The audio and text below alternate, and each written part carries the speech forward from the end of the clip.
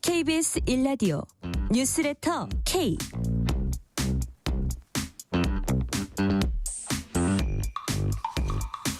안녕하세요. 뉴스레터 K 진행하는 전종철입니다. 이재명 대통령과 트럼프 미국 대통령이 오는 25일 미국 워싱턴 백악관에서 한미 정상회담을 갖습니다. 이 대통령 취임 82일 만에 한미 정상 간 만남으로 관세 협상 후속 조치와 방위비 분담금, 주한미군 재배치 등이 의제가 될 걸로 보입니다. 오늘 오전 시작된 김건희 여사의 구속 전 피의자 신문은 4시간여 만에 종료됐습니다. 지금은 서울 남부구치소에서 대기 중인데 구속 여부는 이르면 오늘 밤 결정될 예정입니다. 정치 토크 코너에서 주요 정치 현안 깊이 있게 분석합니다. 인터뷰 코너에서는 조국 전 대표의 특별 사면으로 전환점을 맞은 조국 혁신당을 조명합니다. 김선민 조국 혁신당 대표 권한대행을 만나서 조국 혁신당 시즌2는 어떻게 준비하고 있는지, 또 범 여권 구도 어떻게 바라보는지 직접 들어봅니다. 뉴스레터 K 지금부터 시작합니다.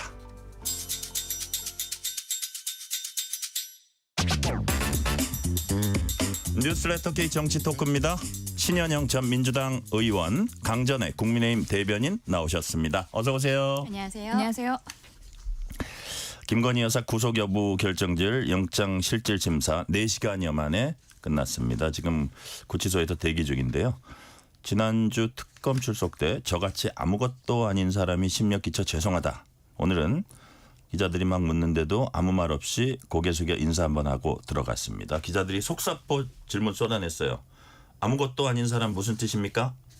명품시계 왜 달라고 했습니까? 자, 강전의 대변인. 네. 영장심사 출석 장면 어떻게 보셨어요? 별다른 이야기 없이 들어간 것은 예상이 되었다고 생각합니다. 왜냐하면 특검에 출석할 때는 네. 아무것도 아닌 사람이라는 표현을 쓰면서 본인을 낮추기도 하고 법적으로는 말하자면 본인은 이런 것에 관여할 수 있는 권한 자체가 없다라는 이야기를 하고 싶었던 것으로 보입니다. 네. 다만 특검에서 첫 번째 조사를 하는 과정에 있어서 모든 혐의를 부인했거든요. 근데 특검에서는 그 혐의가 인정된다고 보았기 때문에 오늘 영장실질심사까지 가게 된 것인데 네. 그렇다면 김건희 여사 측에서는 오늘은 사과를 할 이유는 없는 것이죠. 본인은 억울하다는 입장을 가지고 있기 때문에 별다른 말 없이 들어간 것이 아닌가 생각을 합니다. 네. 다만 오늘 영장이 발부될 가능성이라든지 이런 것들은 법조계에서는 어느 정도 좀 높게 평가를 하고 있는 부분들이 있어서 김 여사가 사과를 하지 않고 있다. 계속해서 부인을 하고 있다는 점은 만약에 구속영장이 발부되는 과정에 있어서 판사가 보기에는 조금 불리한 정황으로 갈 수도 있을 것 같다 생각합니다. 증거 부분이 지금 아직 확보 안 된 것도 있어서 네, 그렇죠. 증거 인멸 부분이라든지 아니면 부인하고 있는데 좀 혐의가 소명된다든지 뭐 그런 부분을 말씀하시는 것 같고요. 신현영 의원님.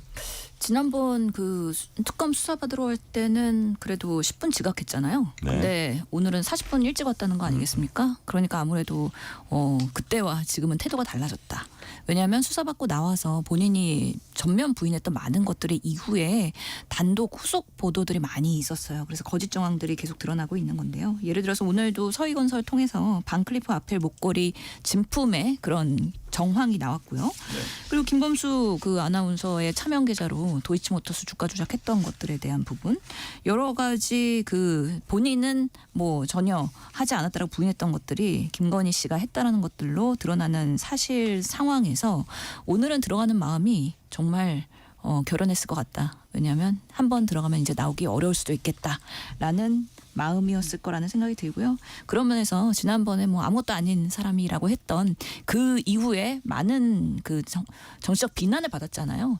그런 부분에 있어서는 아예 그냥 말을 하지 않고 조용히 들어가는 방식으로 이번에 선택을 한 거 아닌가. 얼굴은 상당히 경색돼 있는 모습이었다라고 판단이 했습니다. 자, 사안별로 하나씩 살펴볼게요. 16개 의혹 중에 특검은 구속영장에 3가지 혐의 적시했습니다. 우선 자본시장법 위반 혐의, 도이치모터스 주가 조작 관련 혐의입니다. 자, 특검은 김 여사가 주가 조작에 돈을 대는 전주로 가담해서 수익을 봤다 이렇게 의심하고 있고, 반면 김 여사는 뭐 대학원 공부하느라 뭐 시간이 없었다 뭐 이런 얘기도 한다는데 아까 지금 말한 뭐 차명 계좌라든지 이거는 먼저 신현영 의원님한테 먼저 여쭤볼게요. 그다음에 증권사 직원과 나눴다는 녹취 파일 이런 부분들이 인정이 될 거라고 보세요. 그렇죠. 지금 보면은 결국에는 구속영장의 판단 근거는 사안의 중대성과 그다음에 증거인멸, 뭐 도주의 우려는 제하더라도요.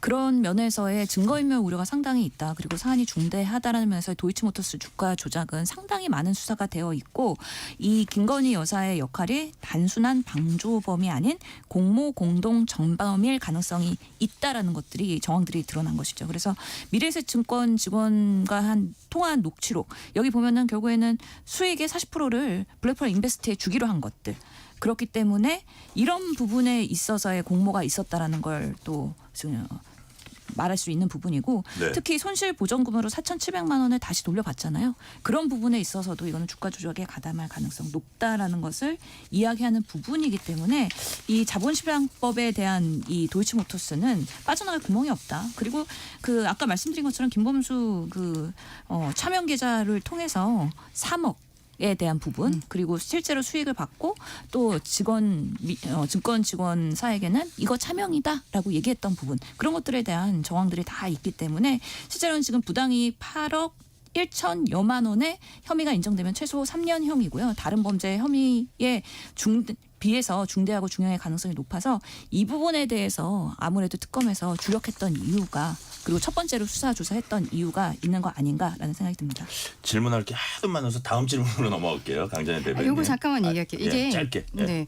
어쨌든 그 서울중앙지검에서 그때 불기소 결정을 했다가 서울고검에서 재수사 결정이 내렸고 그때 나온 녹취라는 거거든요. 예, 예. 그러니까 김건희 여사 입장에서는 굉장히 뼈아픈 좀 불리한 증거라고 볼 수밖에 없는 것이죠. 네. 거기에서 40%라는 굉장히 높은 수익 약정이 있었다라는 것에 대해서 조금 논리적인 답변이 부족하지 않았나 싶고 또 이렇게 봤을 때는 제가 법조인으로 보았을 때는 결국 검찰에서는 특검에서는 주가 조작의 공범이라고 이야기를 하는데 김건희 여사는 서울대를 다니고 있어서 네. 이럴 겨를이 없었다라고 이야기하는 것은 답변 자체가 저는 조금은 논리적이지 않다고 생각해요. 왜냐하면은 그냥 주식을 했다라는 게 아니라 주가 조작이라는 것은 미리 정보를 받았다라는 거잖아요. 그러니까 본인이 어쨌든 정보를 받아서 그대로 사는 거지 여기에 대해서 서칭하든지 일반 개미 투자자처럼 하는 것은 아닌데 처음에 나왔었던 답변도 조금은 부족하지 않았나 싶습니다. 저는 하나만 네. 하고 신현영 싶은데요. 의원님. 이게 서울대 경영 학사가 아니고요. 서울대 경영 전문 석사여서 이 MBA잖아요. 이거 수업 시간이 금요일 오후부터 토요일 종일이에요.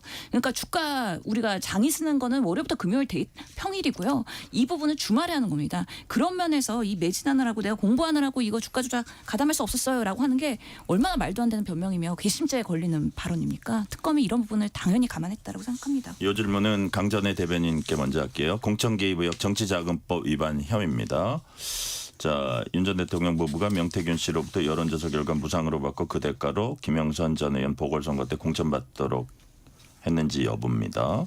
명식이 여론조사 요구한 적 없다. 공천 개입한 적 없다 이렇게 반박하고 있는데 자, 이 경우에 이제 공천 개입 뭐 정치자금법 이러려면 네. 예를 들어서 김 여사는 이제 민간인이고 이제 남편이 공무원이잖아요. 그렇죠. 그럼 남편 부분이 입증돼야 김 여사 혐의도 저 인정이 되는 겁니까? 그렇죠. 그렇기 때문에 김건희 여사가 특검 조사를 받으러 갈 때 네. 아무것도 아닌 사람이라고 표현한 것이 제가 처음에 시작할 때 말씀드렸던 본인은 이게 만약에 죄가 된다고 해도 이 죄의 주체 자체가 될 수가 없습니다라는 이야기를 하고 싶었던 것이 아닌가 아, 그래요? 그렇게 보이는 거거든요. 그렇게 해석하시군요. 그리고 이 부분은 실상 또 이 공천 과정에 있어서 윤석열 전 대통령의 녹취가 이미 나온 바가 있는 거죠. 내가 네. 상현이에게 전화를 할게. 그리고 윤상현 의원 같은 경우에는 전화가 없었다라고 하다가 이제 뭐 바꿨죠. 예, 나중에 그 본인이 특검의 조사를 받으면서는 뭐 장제원 실장이라든지 이렇게 전화를 받은 바가 있다라고 이야기를 한 부분들이 있어서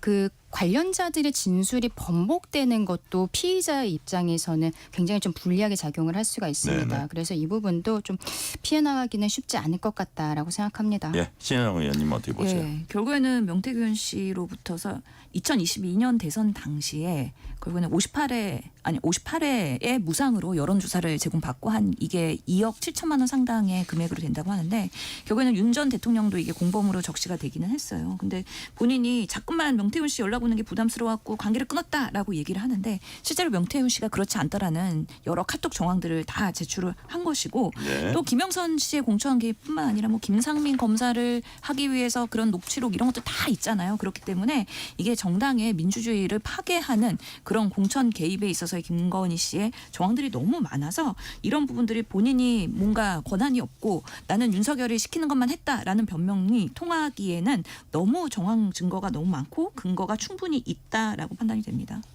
세 번째는 특가법상 알선 수재 혐의입니다. 예, 여기 등장하는 거 보면 샤넬 가방, 뭐 여러 개의 목걸이, 최근에는 뭐 저기 시계, 고가의 시계 뭐 5천만 원짜리인데 3,500만 원에 샀다는 그 시계 뭐 이런 것도 등장을 하는데 오늘요 특검이 서희건설이 나토 순방 당시 김 여사가 착용한 반클리프 목걸이 줬다. 이걸 인정하는 자수서를 제출했다고 합니다. 자, 몇 년 뒤에 돌려줬다. 이게 이제 서희건설 자수서 내용인데 문제가 된 다음에 돌려주면 강전혜 변호사님. 네. 이미 그건 돌려준 건가요? 이미 죄는 성립을 하는 것이죠. 네. 지금 특검에서 보는 것은 서희건설이 이 목걸이를 왜 줬는가. 그것이 서희건설 회장의 맞사위가 검사 출신인데 이 사람이 한덕수 국무총리의 비서실장으로 들어간 것에 대한 대가가 아닌가라고 본 실제로 거잖아요. 일했어요? 저는 그런 것을 알고 있습니다. 그래요? 그리고 한덕수 국무총리가 그 비서실장과 뭐 합을 맞추면서 일하고 있다라는 어떤 영상도 지금 보도가 되고 있는 상황들이거든요. 그러면은 이분이 실제로 뭐 목걸이를 나중에 돌려받았다라고 해도 목걸이를 주면서 본인이 원했었던 바는 얻었기 때문에 그것 자체로 돌려줬다는 것은 말하자면은 유죄가 되었을 때 뭐 장량 감경을 해줄 수 있는 정도 수준이라든지 그것이지 범죄의 성립 자체가 뭐 번복이 된다라든지 그렇게 보기는 어려울 것 같습니다. 네, 신현영 의원님. 그거는 오늘의 핫 이슈는 이 서희건설 회장이 내가 6천만 원짜리 반클리프 아펠 목걸이를 사서 실제로 전달을 했다라는 거를 자수서에 특검이 진술한 거잖아요.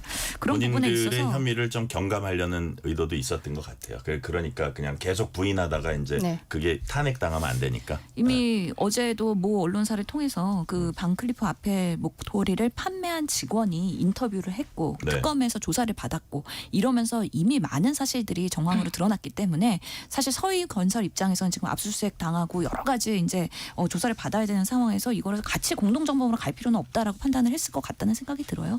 그래서 그 김건희 씨가 그 수사를 받으면서 아 이거는 가품 사실 알리바이를 만들었던 거잖아요. 오빠의 장모의 집에다가 가품을 갖다 놓고서는 그날 나토 목걸이는 진품이 아니었다라고 얘기한 것이 완전히 100% 거짓말이었다는 것을 증명하는 오늘의 그런 단독 보도였기 때문에 저는 오늘 구속영장의 가능성을 90%에서 100%로 올리는 아주 중요한 단서가 되는 계기가 된 거 아닌가라는 또 생각이 듭니다. 나토 목걸이가 영장 발부의 큰 요인이 결정적인 더욱더 요인이 될 것이다. 증거 말씀해 주셨고. 인멸의 정황에서는 아주 큰 계기가 된 예. 것 같아요. 예. 자, 특검은 이제 오늘 뭐 영장 심사했는데 먼저 특검 쪽에서 얘기하고 그다음에 이제 김건희 여사 측에서 이제 반론하고 그랬을 텐데 특검은 강전혜 대변인 구속해야 하는 이유로 어떤 점을 강조할 걸로 보여요. 반면에 김 여사 측은 불구속돼야 한다는 이유로 어떤 점을 언급할 걸로 일단은 보세요. 증거인멸의 우려 이게 가장 크다고 생각을 합니다. 도주의 우려는 저는 개인적으로 그렇게 높지는 않다고 생각을 하고요. 근데 증거인멸의 우려가 지금 뭐 나오고 있는 목걸이에 대한 문제라든지 그리고 관련자들의 진술이 번복되는 부분들 이게 좀 증인으로 나올 수 있는 사람들의 입막음 이런 것도 증거인멸이라고 볼 수가 있는 것이어서 아마도 이 부분을 법원에서는 굉장히 중점적으로 볼 것이라고 생각합니다. 예를 들어서 그 나토 목걸이가 모조품이 있는 거잖아요. 네. 그러면 그 진품을 덮기 위해서 모조품을 만든 거잖아요. 만든 그렇죠. 거면 이게 증거인멸의 어떤 성향이나 이게 아주 강하다 이렇게 볼 그렇죠. 가능성이 그렇게 높나요? 볼 수밖에 없는 거죠. 이미 그러니까 오늘 보도를 보면은 특검에서는 서희건설에서 김건희 여사로부터 돌려받았다라는 진품 목걸이 그리고 김건희 여사의 오빠의 장모 집에서 압수수색 과정에서 발견한 가품 목걸이 네. 이 두 개를 한꺼번에 제시를 했고 그때 김건희 여사 측에서는 답변을 하지 못했다라고 보도가 나오고 있거든요. 네네. 그런 것을 보았을 때는 말하자면 치밀하게 조작이 되었던 것이 아닌가. 본인의 알리바이를 만들기 위해서 어쨌든 가품 목걸이를 새롭게 생성을 해낸 것이잖아요. 그러니까 이런 부분은 굉장히 좀 불리하게 작용을 할 것 같습니다. 우리 신현영 의원님은 저 구속 가능성 90%에서 100%로 올렸다는데 우리 수치를 또 좋아하잖아요. 안전의 대변인. 근데 저는 처음부터 구속 가능성이 굉장히 높을 거다 그렇게 말씀을 드렸고 다만 윤석열 전 대통령도 특검의 두 번째 소환 조사 받을 때까지는 9시에 가냐 10시에 가냐 이러한 기싸움은 있었습니다만은 네. 특검에서도 조사 자체는 원활히 되고 있다라고 했었거든요. 근데 구속 이후에는 지금 아예 나오지를 않고 있잖아요. 그럼 김건희 여사도 혐의가 워낙 많기 때문에 김건희 여사를 어느 정도 조사하고 나서 구속영장을 치지 않을까라고 법조계에서는 좀 봤던 것이 진술거부권 행사라든지 그리고 뭐 윤석열 전 대통령처럼 극단적으로 거부할 가능성이 있어서 그런 부분들이 있었습니다만 영장 자체의 발부 가능성은 뭐 시기가 빠르던 늦던 간에 매우 높다? 좀 높다. 그리고 특검도 자신감이 있기 때문에 친 것이 아닌가 생각합니다. 자, 신현영 의원님 사상 첫 전직 대통령 부부 동시 구속 어떻게 평가하십니까? 그렇기 때문에 만약에 그렇게 된다면 예, 유례가 없기 때문에 김건희 측에서는 그렇기 때문에 내가 구속이 부당하다라고 주장을 할 것 같긴 하거든요. 그럼에도 불구하고 지난 3년간의 윤석열 공동 정부에서 부의원과 불이익 제로가 해놨던 그 헌법의 법치주의를 파괴하고 여러 가지 권력 지향적인 어떻게 보면은 우리의 정치를 아주 퇴색시켜버린 여러 가지 위법 행위들이 하나하나씩 계속 드러나고 있기 때문에 구속이 안 될 수가 없다라는 생각이 들고 특히나 지금 증거인멸 그리고 말맞추기 그리고 알리바이 증거인멸 교사 여러 가지의 그런 지금도 여전히 진행되고 있을 가능성이 있기 때문에 빠른 구속이 필요하다는 것들을 많은 국민들이 인지를 하고 있다. 그런 면에서 오늘 밤이나 새벽에 아마 결과는 김건희 남부구치소에서 구속으로 뜨지 않을까라고 생각합니다. 그러니까 법조계에서 그동안에 부부를 뭐 동시에 구속하지 않는 관행이 있었던 거거든요. 규정이 있는 건 아니고 그거는 뭐 미성년 자녀가 있다든지 이럴 때 어쨌든 생계를 이어갈 수 있는 배려 차원이었었는데 지금 윤석열 전 대통령 내외 같은 경우에는 자녀가 없는 부분들 그리고 이 범죄의 중대성도 사실상 굳이 이야기하지 않아도 될 정도인 것이죠. 이것이 소명이 된다라고 특검에서 어느 정도 판단을 한 것으로 보이기 때문에 네. 지금 상황은 굉장히 그 내외에겐 좋지 않은 것으로 보입니다. 지금 뭐 김건희 측에서는 정신적 스트레스, 우울증 악화 이런 걸로 의사 진술서도 제출을 했다고 해요. 그래서 지금 의사 소견서도 그런 면에서는 계속해서 건강상의 이유를 들 것 같기도 한데 그리고 아산병원이 워낙에 김건희 씨를 왜 이렇게 잘 도와주는지 모르겠는데 그런 부분에 있어서 구속을 하지 않는다? 그랬을 때 결국에는 병원으로 도피할 것 같다라는 우려도 있습니다. 네. 대통령실이 한미 정상회담 날짜를 오늘 공개했습니다. 오는 25일에 한미 정상회담 백악관에서 열리고 이재명 대통령 24일부터 26일까지 미국 방문합니다. 강유정 대통령실 대변인 목소리 들어보시겠습니다. 굳건한 한미연합 방위태세를 더욱 강화해 나가는 가운데 한반도의 평화 구축과 비핵화를 위한 공조 방안에 대해서도 논의하게 될 것입니다. 두 정상은 이번에 타결된 관세 협상을 바탕으로 반도체, 배터리, 조선업 등 제조업 분야를 포함한 경제 협력과 첨단 기술, 핵심 광물 등 경제 안보 파트너십을 양국 간에 더욱 강화하기 위한 방안에 대해서도 협의할 것으로 기대됩니다. 이게 이제 그 정상회담 테이블에 과연 어떤 게 올라갈지 뭐 어느 정도 예상은 됩니다만 신현영 의원님 어떤 것들이 올라갈까요? 예, 뭐 대변인 브리핑에도 있었긴 하지만 우선은 우리가 관세 협상을 했기 때문에 이 부분에 있어서의 뭔가 종지부를 끊는 그 정상회담이 돼야 될 거라는 생각이 드는데 트럼프의 스타일상 워낙에 가변적이고 그리고 기분파잖아요. 그렇기 때문에 또 일본처럼 우리나라도 예상했던 거 외에 다른 리스크가 없는지 꼼꼼하게 점검해서 제대로 확정 지을 수 있는 그런 정상회담이 되어야 되겠다는 놀래키는 걸 좋아하는 것 같아요. 서프라이징? 네. 근데 그게 그 나라에는 너무 큰 충격으로 정말 경제가 출렁일 정도와 아니 외교 우리나라 안보가 국내 예. 제조업 내수는 어떻게 할까 뭐 이런 걱정도 들고 그죠? 그래서 사실은 좀 여당이 된 입장에서는 되게 불안불안하고 걱정이 많아서 준비 제대로 잘 해야 될 텐데 하는 예. 그런 마음이 들고요. 특히나 지금 뭐 마스가 프로젝트가 그래도 워낙에 성과를 얻었기 때문에 뭐 현대중공업도 지금 수주하고 첫 성과를 내고 있지 않습니까? 그래서 어떻게 하면은 그 한미의 공동 조선업의 활성화를 위한 노력을 할지 디테일하게 반도체나 아니면 기타 뭐 바이오 헬스 이런 부분에까지도 조금 더 협력체계 구축을 하는 논의가 됐으면 좋겠다는 생각이 들고요.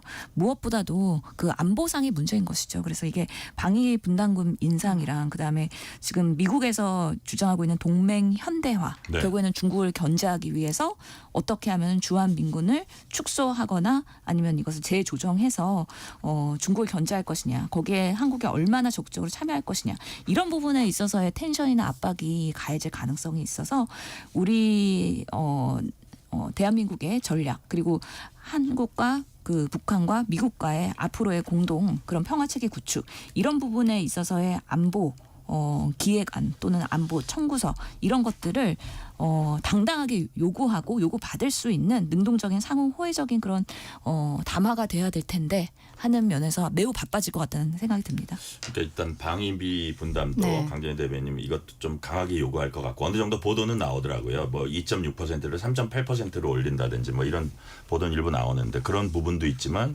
최근에 이제 그 브런슨 주한미군 사령관 발언 주한미군 관련해서 중요한 건 숫자 넘버가 아니고 그렇죠. 역량 케이퍼빌러티다 이러면서 막 그 브런슨 사령관이 얘기를 해서 주한미군은 어느 정도 줄이면서 그거를 약간 중국적으로 뭐 과학기제라든지 네. 이래서 중국에 대비하는 이걸로 재배치하지 않을까. 그럼 과연 우리가 뭐 그렇다고 대놓고 반대하기는 쉽지 않을 것 같고 그걸 어느 정도까지 좀 뭐 협상을 할 수 있을까 뭐 그런 것들이 어떻게 보면 되게 큰 문제인데 이런 그렇죠. 것들이 한꺼번에 결론을 내야 하는 어떻게 보면 중차대한 회담이에요. 그게 아마 지금 정부에서도 굉장히 고민이 깊을 거라고 생각하는 게 최근에 미국 언론에서 말씀하신 내용이 방위비 인상에 대한 부분들 이런 것들을 처음에 우리가 관세협정 초반에 미국에서 검토했었다. 이게 네. 보도가 나와버렸잖아요. 네네. 그러면은 이 부분이 결국엔 이번 대통령 회담에서 나올 것이다라고 생각을 하고 그 미국 언론 보도를 보면은 우리 대한민국의 중국과 관련한 어떤 성명 같은 것을 요구하는 이런 내용들도 포함되어 있었던 것으로 보여요. 근데 지금 말씀하신 것처럼 미군이 좀 한국 내에서 감축을 하면서 네. 중국과 관련한 그런 갈등 상황들이 조금 고조될 수도 있을 것 같아 보이고 그 과정에서 정말 보도가 나온 것처럼 우리 대한민국이 미국 측에서 대중국에 좀 중국에게 쓴소리를 하는 이런 성명 같은 것을 하게 된다면 그러면 이게 결국에는 또 우리 정부가 우리 경제가 흔들릴 수밖에 없는 거거든요. 우리 경제가 미국하고의 관세 협정만으로 해결할 수 있는 건 아니잖아요. 지금 미국하고는 뭐 어떻게 보면 이번에 관세 협정이 나름대로 그 선방을 하면서 마무리가 되었습니다만 이재명 대통령은 코스피 5천 시대를 열겠다라고 천명을 하면서 대통령이 된 사람이기 때문에 이 정세가 결국은 경제까지 흔들릴 수 있게 하는 부분들 미국이 어디까지 압박을 할 것인가 참 걱정이 많고 또 준비도 많이 해야 된다고 생각합니다. 트럼프 스타일에 맞춰서 뭐 숫자 좋아하고 지켜 세우는 거 좋아하고 뭐 골프 좋아하고 정규전 말고 비정규전 부분에 있어서 옛날에 아베 일본 총리는 무슨 골프 회동을 하면서 금장 골프채를 맞아요. 선물로 와, 주고. 정말 저렇게까지 해야 되나 이런 생각은 들면서도 여하튼 우리 국익을 챙기는 게 중요하니까 여러 가지 이제 생각을 할 텐데 또 이런 것도 있대요. 예를 들어서 트럼프가 꼭 챙겼으면 좋은 주들 있잖아요. 저쪽 러스트벨트에 이런 데에 맞춤형으로 좀 하면 이게 요만한 거 갖고 더 큰 효과를 할 수 있다. 여러 가지 이제 연구하고 있다는데 예를 들어서 트럼프 이재명 골프 회동 신영 의원님 그 그림이 어떻습니까? 지금 휴가 동안에 골프 준비했다라는 그런 카더라 통신도 있긴 하던데 뭐 옛날에 윤석열 대통령도 뭐 연습했던 거 아니에요? 그래서 근데 골프 치려면 잘 쳐야 된다는 또 얘기도 있기 때문에 그걸 갖고 우리가 이게 어떻게 순기능으로 작용할지에 대해서 예측하기는 어렵고요. 네. 다만 우리가 명확하게 아는 건 트럼프 대통령은 노벨 평화상 받고 싶어 하잖아요.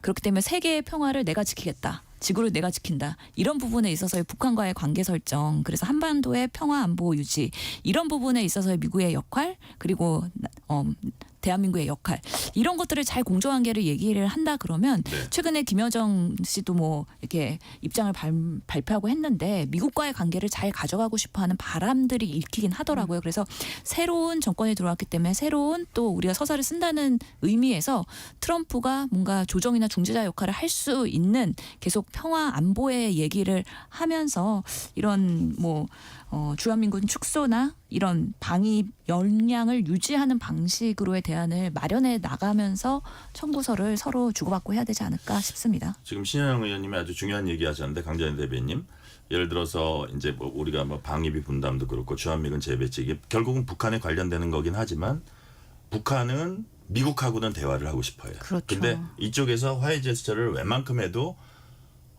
정말로 X 무시라고 할 정도로 우리를 완전히 무시하고 이른바 통미봉남 이런 그 스탠스를 애써 유지를 하고 이제 그런 입장을 밝히고 있거든요. 그래서 이번 정상회담에서도 적어도 코리아 패싱은 안 당하게 그런 것들을 좀 단돌이 하는 그런 부분이 좀 있었으면 좋겠어요. 저도 그렇게 생각하고 우리 대한민국 국민들은 모두 그렇게 생각하지 않을까 싶습니다. 북한에서 결국에는 남한에 대해서는 이제 뭐 적대적 이국가론 이런 이야기들을 천명을 하고 있는 상황인데 안타까운 네. 것은 이번 장관들 인선 과정에서 통일부 장관이 뭐 북한이 주적이 아니다라고 이야기를 하고 고용노동부 장관도 통일부 장관과 같은 생각을 갖고 있다. 뭐 이런 이야기들을 했기 때문에 네. 한 부처의 장관을 넘어서서 국무위원들이잖아요. 이게 국민들께서 걱정하시는 부분들이 분명히 있다고 생각하고요. 근데 아마 지금 이재명 대통령이 북한에 이번에 대통령이 된 이후에 보여주고 있는 유화적인 모습들이 계속 갈 것인가. 그거는 저희 보수 쪽에서는 많이 우려를 하고 있습니다만 아마도 여러 가지로 고민을 하는 부분들이 있을 것이고 이번에 미국과 좀 허심탄회하게 이야기를 하고 돌아왔으면 좋겠어요. 북한과의 관계 설정에 있어서 우리도 어쨌든 좀 아쉬운 부분입니다만 지금 국력상으로는 우리 단독으로 처리할 수 있는 건 아니잖아요. 미국과 발을 맞춰야 되는 부분이 있기 때문에 두 분이 뭐 골프를 치든 뭘 하던 간에 좀 인간적인 교류를 하고 돌아왔으면 좋겠다라고도 생각합니다. 그러면서 정상 간의 1대1 인간적 교류도 중요합니다. 그렇죠. 예. 왜냐하면 지금 김정은과의 관계가 트럼프 미국 대통령을 계속 개인적인 관계로서 옛날엔 좋다는 얘기. 사랑한다고도 했어요. 사랑에 빠졌대요. 그러니까 그런 Fall in love 형태의 with you. 이야기들을 하고 네. 있기 때문에 우리 이재명 대통령도 미국에 가서 좀 가까운 모습 보여줬으면 좋겠다고 생각하는 겁니다. 예, 신현영 의원님. 그래서 정치인이 인간적인 매력이 있어야죠. 그래서 사실은 G7 갔을 때도 이재명 대통령이 인기가 저는 있었다고 보고 그런 면에서 또 트럼프와의 또 맞는 케미를 보여줄 수도 있다는 생각이 들고 특히 최근에 그래서 대북 확성기 철거하면서 북한에서도 일부 철거했다는 거 아니에요? 그렇기 때문에 지금 남북 관계의 회복도 상당히 진행되고 있을 가능성, 기대감 이런 것들이 꼽히고 있기 때문에 상호 주의에 입각해서 이번에 외교 잘 선방하고 오시길 바라고 또 가기 전에 또 일본 총리와의 미팅도 가능성이 열려 있는 거 아니겠습니까? 그래서 한미일 공조 체계가 이번에 또 취임하신 지 82일 만에 트럼프랑 만나게 되는 거라고 하는데 잘 성과를 마무리했으면 좋겠다라는 기대로 응원을 드립니다. 실시간 교통 상황 알아보겠습니다. 라디오 교통정보센터 김민혜 리포터 나와주세요. 네, 이 시각 교통정보입니다. 퇴근 시간이 다가오면서 도로 이동량 빠르게 늘고 있습니다.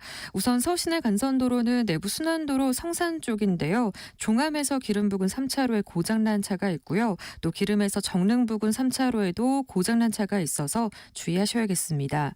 고속도로는 영동고속도로 인천 쪽 양지 부근 2, 3차로에서 사고나 처리하고 있고요. 이후 광교 터널 부근 4차로에서는 고장난 버스를 처리 중입니다.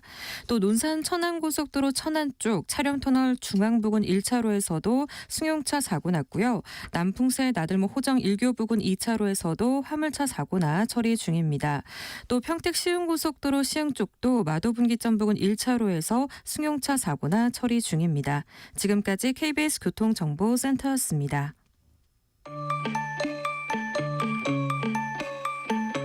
퇴근길 당신과 함께 읽는 세상 이야기 KBS 1라디오 뉴스레터 K 문자 샵 9730 짧은 문자 50원 긴 문자 100원 어플리케이션 콩은 무료 유튜브 KBS 1라디오 계정 채팅창도 열려 있습니다. 실시간 교통 상황 살펴봤습니다. KBS 1라디오 뉴스레터 K 정치 토크 신현영 전 민주당 의원, 당전의 국민의힘 대변인과 얘기 나누고 있습니다. 자, 어제 빅뉴스였죠. 광복절 특별 사면 파장 이어지고 있습니다. 자, 뭐 역시 그 핵심은 조국 전 조국혁신당 대표입니다. 가족을 과도하게 털어서 정치 검찰에 희생됐다. 그렇기 때문에 당연히 그 명예 회복시켜줘야 된다. 이게 이제 찬성하는 쪽이고 반대하는 쪽은 반성도 없다. 형기 3분의 1 이제 채웠다. 대선 청구서에 대한 보훈 사면이다. 이렇게 비판하고 있습니다. 먼저 신현영 의원님. 뭐 찬반 양론인데 어떻게 평가하세요? 객관적으로 보셔서. 저도 좀 고민이 됐어요. 사실 이번에 이렇게 대대적으로 정치 사면을 하는 것이 얼마나 당이나 지지도에 그리고 국정에 도움이 될 것인가에 대한 고민이 됐었고, 사실 이재명 대통령도 휴가 기간 동안에 그런 상당히 고민을 하다가 결론을 내고 하루빨리 국무회의에서 발표를 한 걸로 보이긴 하는데요. 지금 봤을 때 이재명 대통령의 입장에서는 본인이 가장 어떻게 보면 우리 정치의 사법화, 정치가 계속해서 양극화되고 갈등 요소로 가면 어떤 사건이 발생했을 때 고소고발로 연결되고 결국에는 그 이슈가 사법부로 가고 그러면서 유죄 판결되고 그 정치인이 정치 활동을 못하는 낙인이 찍혀버리고 이런 마냐사냥이 되는 이런 나쁜 악순환의 고리를 그 피해자라고 생각하는 많은 분들을 이번에 대대적으로 사면하자라고 판단을 하신 것 같습니다. 그런 면에서 아무래도 너무 과도하게 언론과 그리고 검찰 특히 정치 검찰의 공격을 받았던 조국, 윤미향 이런 분들에게 이번에 사면을 하면서 다시 한번 그런 메시지를 낸 거라고 보고요. 특히나 뭐 국민의힘에서 더 많은 그 사면 요구를 했으면은 다 포함이 됐을 것 같은데 3명밖에 요구를 안 하셔가지고 참 그렇긴 한데 이번에 대통합의 의미로서 특히 범여권에 있어서는 앞으로 가야 할 검찰 개혁 등 많은 개혁 과제들이 있기 때문에 다 같이 힘합쳐서 밀고 나가자. 그래서 국정 1년 차 때 성과를 내자라는 그런 큰 결단이지 않았을까라는 생각을 합니다. 네, 강전의 대변인님 어떻게 보죠? 지금 국민 통합을 위한 사면이었다라고 이야기를 하는데 우리 대한민국의 국민을 두 쪽 낸 국민 분열의 아이콘이 조국이라는 사람이었거든요. 그리고 이번에 광복절 특사인데 광복절에 위안부 할머니들에 대한 후원금을 횡령해서 대법원 확정 판결까지 받은 윤미향 전 의원이 들어가 있다. 이거 국민들께서 받아들이실 수 있을까요? 저는 전혀 그렇지 않다고 생각합니다. 이재명 대통령 들어오고 지금 2달밖에 되지 않았는데 이렇게 대담한 사면을 한다는 것. 저는 다음번 이제 크리스마스 성탄절 사면에는 이화영 씨 들어가지 않을까 싶어요. 정치 검찰의 뭐 피해자라고 하면은 이화영 씨도 이제 풀어줘야 되는 거 아니겠습니까? 이제 시작인 것 같다라는 생각이 들고요. 광복절날 국민 임명식이라는 거를 하겠다라고 이재명 대통령 하고 있는데 국민의힘은 안 갈 것 같은데 그렇죠. 현재로서는. 예, 저희 국민의힘과 개혁신당에서는 지금 참석하지 않을 것으로 보입니다.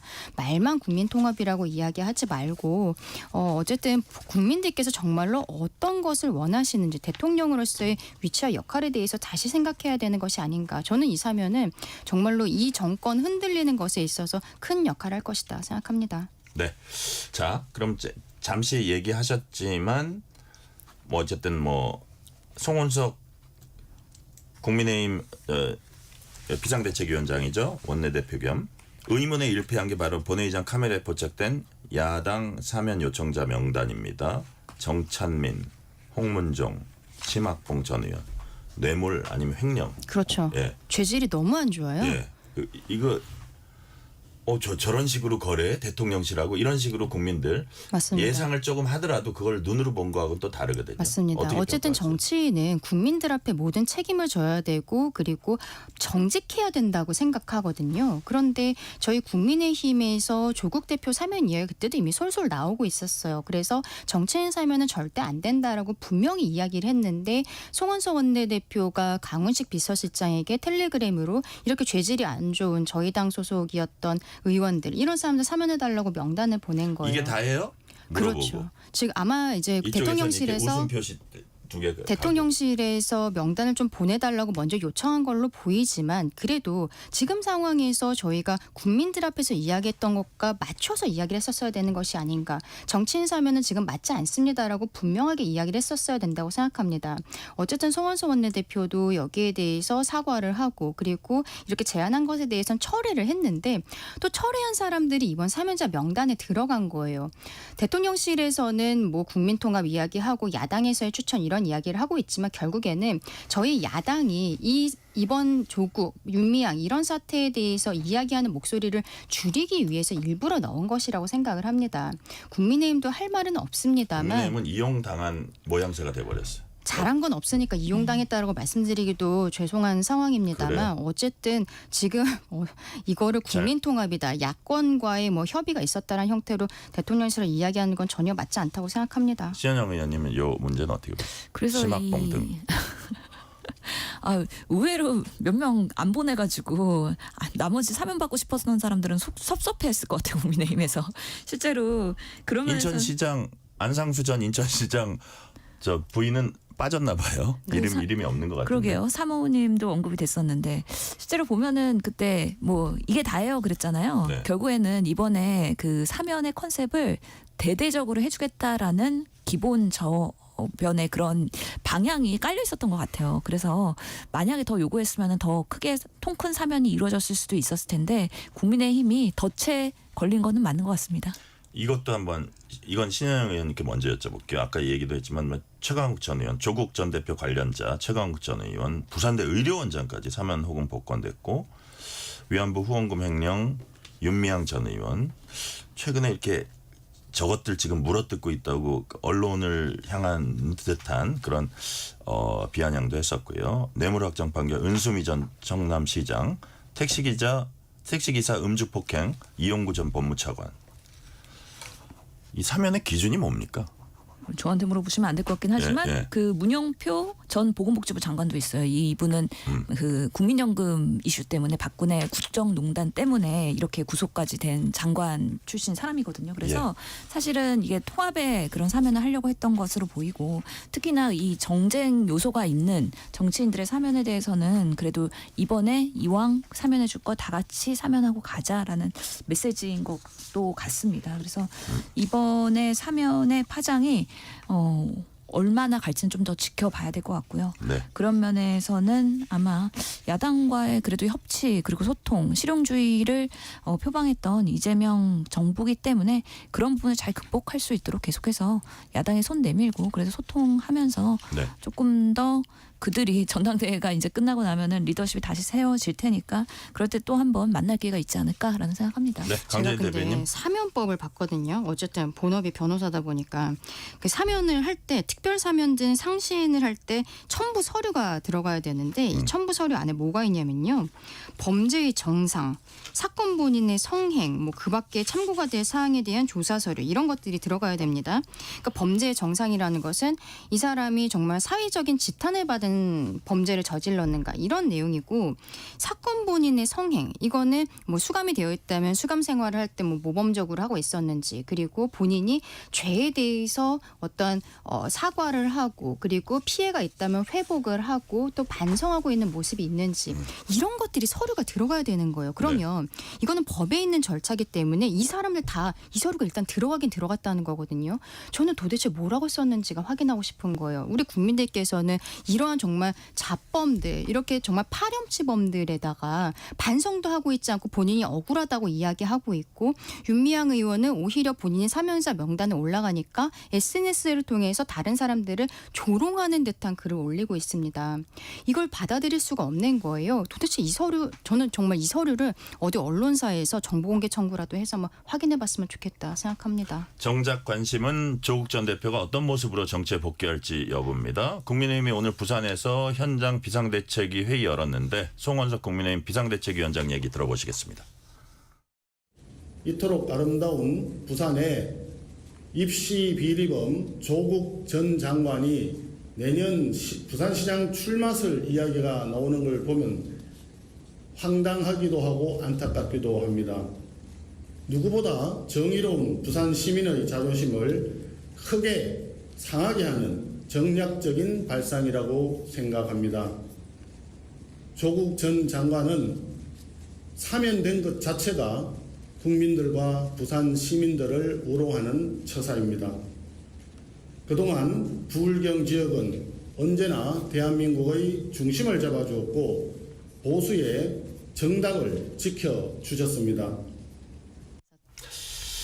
야, 지금 뭐 부산시장 뭐 부산 현장 저 마음을 민심을 잡기 위해서 뭐 현장 비대위 여는 건데 거기서 이제 부산시장 나오냐, 부산 시민의 자존심, 정략적인 발상 뭐 이런 얘기들 했는데, 자 예를 들어서 뭐 계양을 같은 지역구에 보궐선거에 나오는지, 뭐 서울시장이 있고 부산시장이 있는데 내년 지방선거에 나오는지 여러 가지 이제 얘기가 나오고 있습니다. 근데 이게 지금 사면이 돼서 돌아왔으니까 신현영 의원님 일단은 그 어느 정도 그 좀 당분간 어떤 공조라든지 연대라든지 이런 모습을 보일 것 같은데, 이게 또 선거가 가까워지고 이러면 어쨌든 그 당으로서 그 어떤 존재 이유를 또 보여야 되니까 뭐 갈등이 있을 수도 있고, 한마디로 얘기해서 조국 전 대표의 정계 복귀, 뭐 정계 복귀는 이제 하는 거잖아요.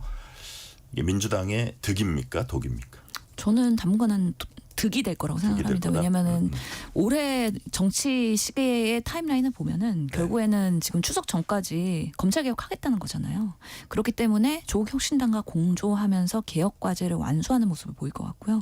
조국 혁신당도 지금 뭐 지지율 거의 2% 정도밖에 안 나오잖아요. 그렇기 때문에 조국 대표 다시 컴백하면 당을 추스리고 그리고 전력을 다시 정비해서 뭔가 지방선거를 준비하고 그다음에 당 얘기하는 분들도 있던데. 뭐 너무 빠른 얘기일 거라는 생각이 들긴 한데, 사실은 조국 대표가 다시 이렇게 정치에 복원하면 네. 많은 분들이 견제가 들어갈 것 같기도 하거든요. 뭐 건강한 긴장 관계일 수도 있겠지만 뭐 서울시장이든 부산시장이든 아니면 계양구든 어떻게 되든 간에 네. 다들 민주당 내에서도 그런 것들을 꿈꾸는 많은 주자들이 있거든요. 이런 분들과의 관계 설정, 그리고 지금 정청래 당대표랑 조국 뭐 대표가 워낙에 사이가 좋아가지고요. 아마 합동으로 이런 당정대 관계를 하는 데 있어서도 조국 혁신당이 뭔가 일부에서는 그런 야당의 색깔을 갖고 있지만 범여권으로서의 그런 목소리나 아니면은 뭔가 브릿지 역할을 할 수도 있겠다라는 생각을 합니다. 예를 들어서 지금 범여권에서 그 정청래 민주당 대표의 어떤 독주 체제였는데 거기에 조국이라는 분이 이제 나타났어요. 이게 어떤 지형의 변화가 있을 수 있다고 보세요, 강전현 대변인? 저는 당연히 있을 수밖에 없다고 생각하고, 이번에 조국 전 대표가 사면을 받게 된 과정에서 문재인 전 대통령의 역할이 굉장히 컸다고 보거든요. 네. 문재인 전 대통령이 콕 집어서 그러니까 잊혀지고 싶다는 분인데 굉장히 많은 활동을 하고 계세요. 이분이 조국은 꼭 꺼내야겠다라고 생각하신 것은 어떻게 보면은 나의 적자, 친노 친문 세력의 적자는 이재명이 아니라, 그리고 지금 민주당에 있는 사람들이 아니라 조국이다. 왜냐하면 지난번 대선 과정에서 김경수 전 지사가 별로 재미를 못 봤거든요. 실상 뭐 거의 존재감이 없었다라고 생각을 합니다.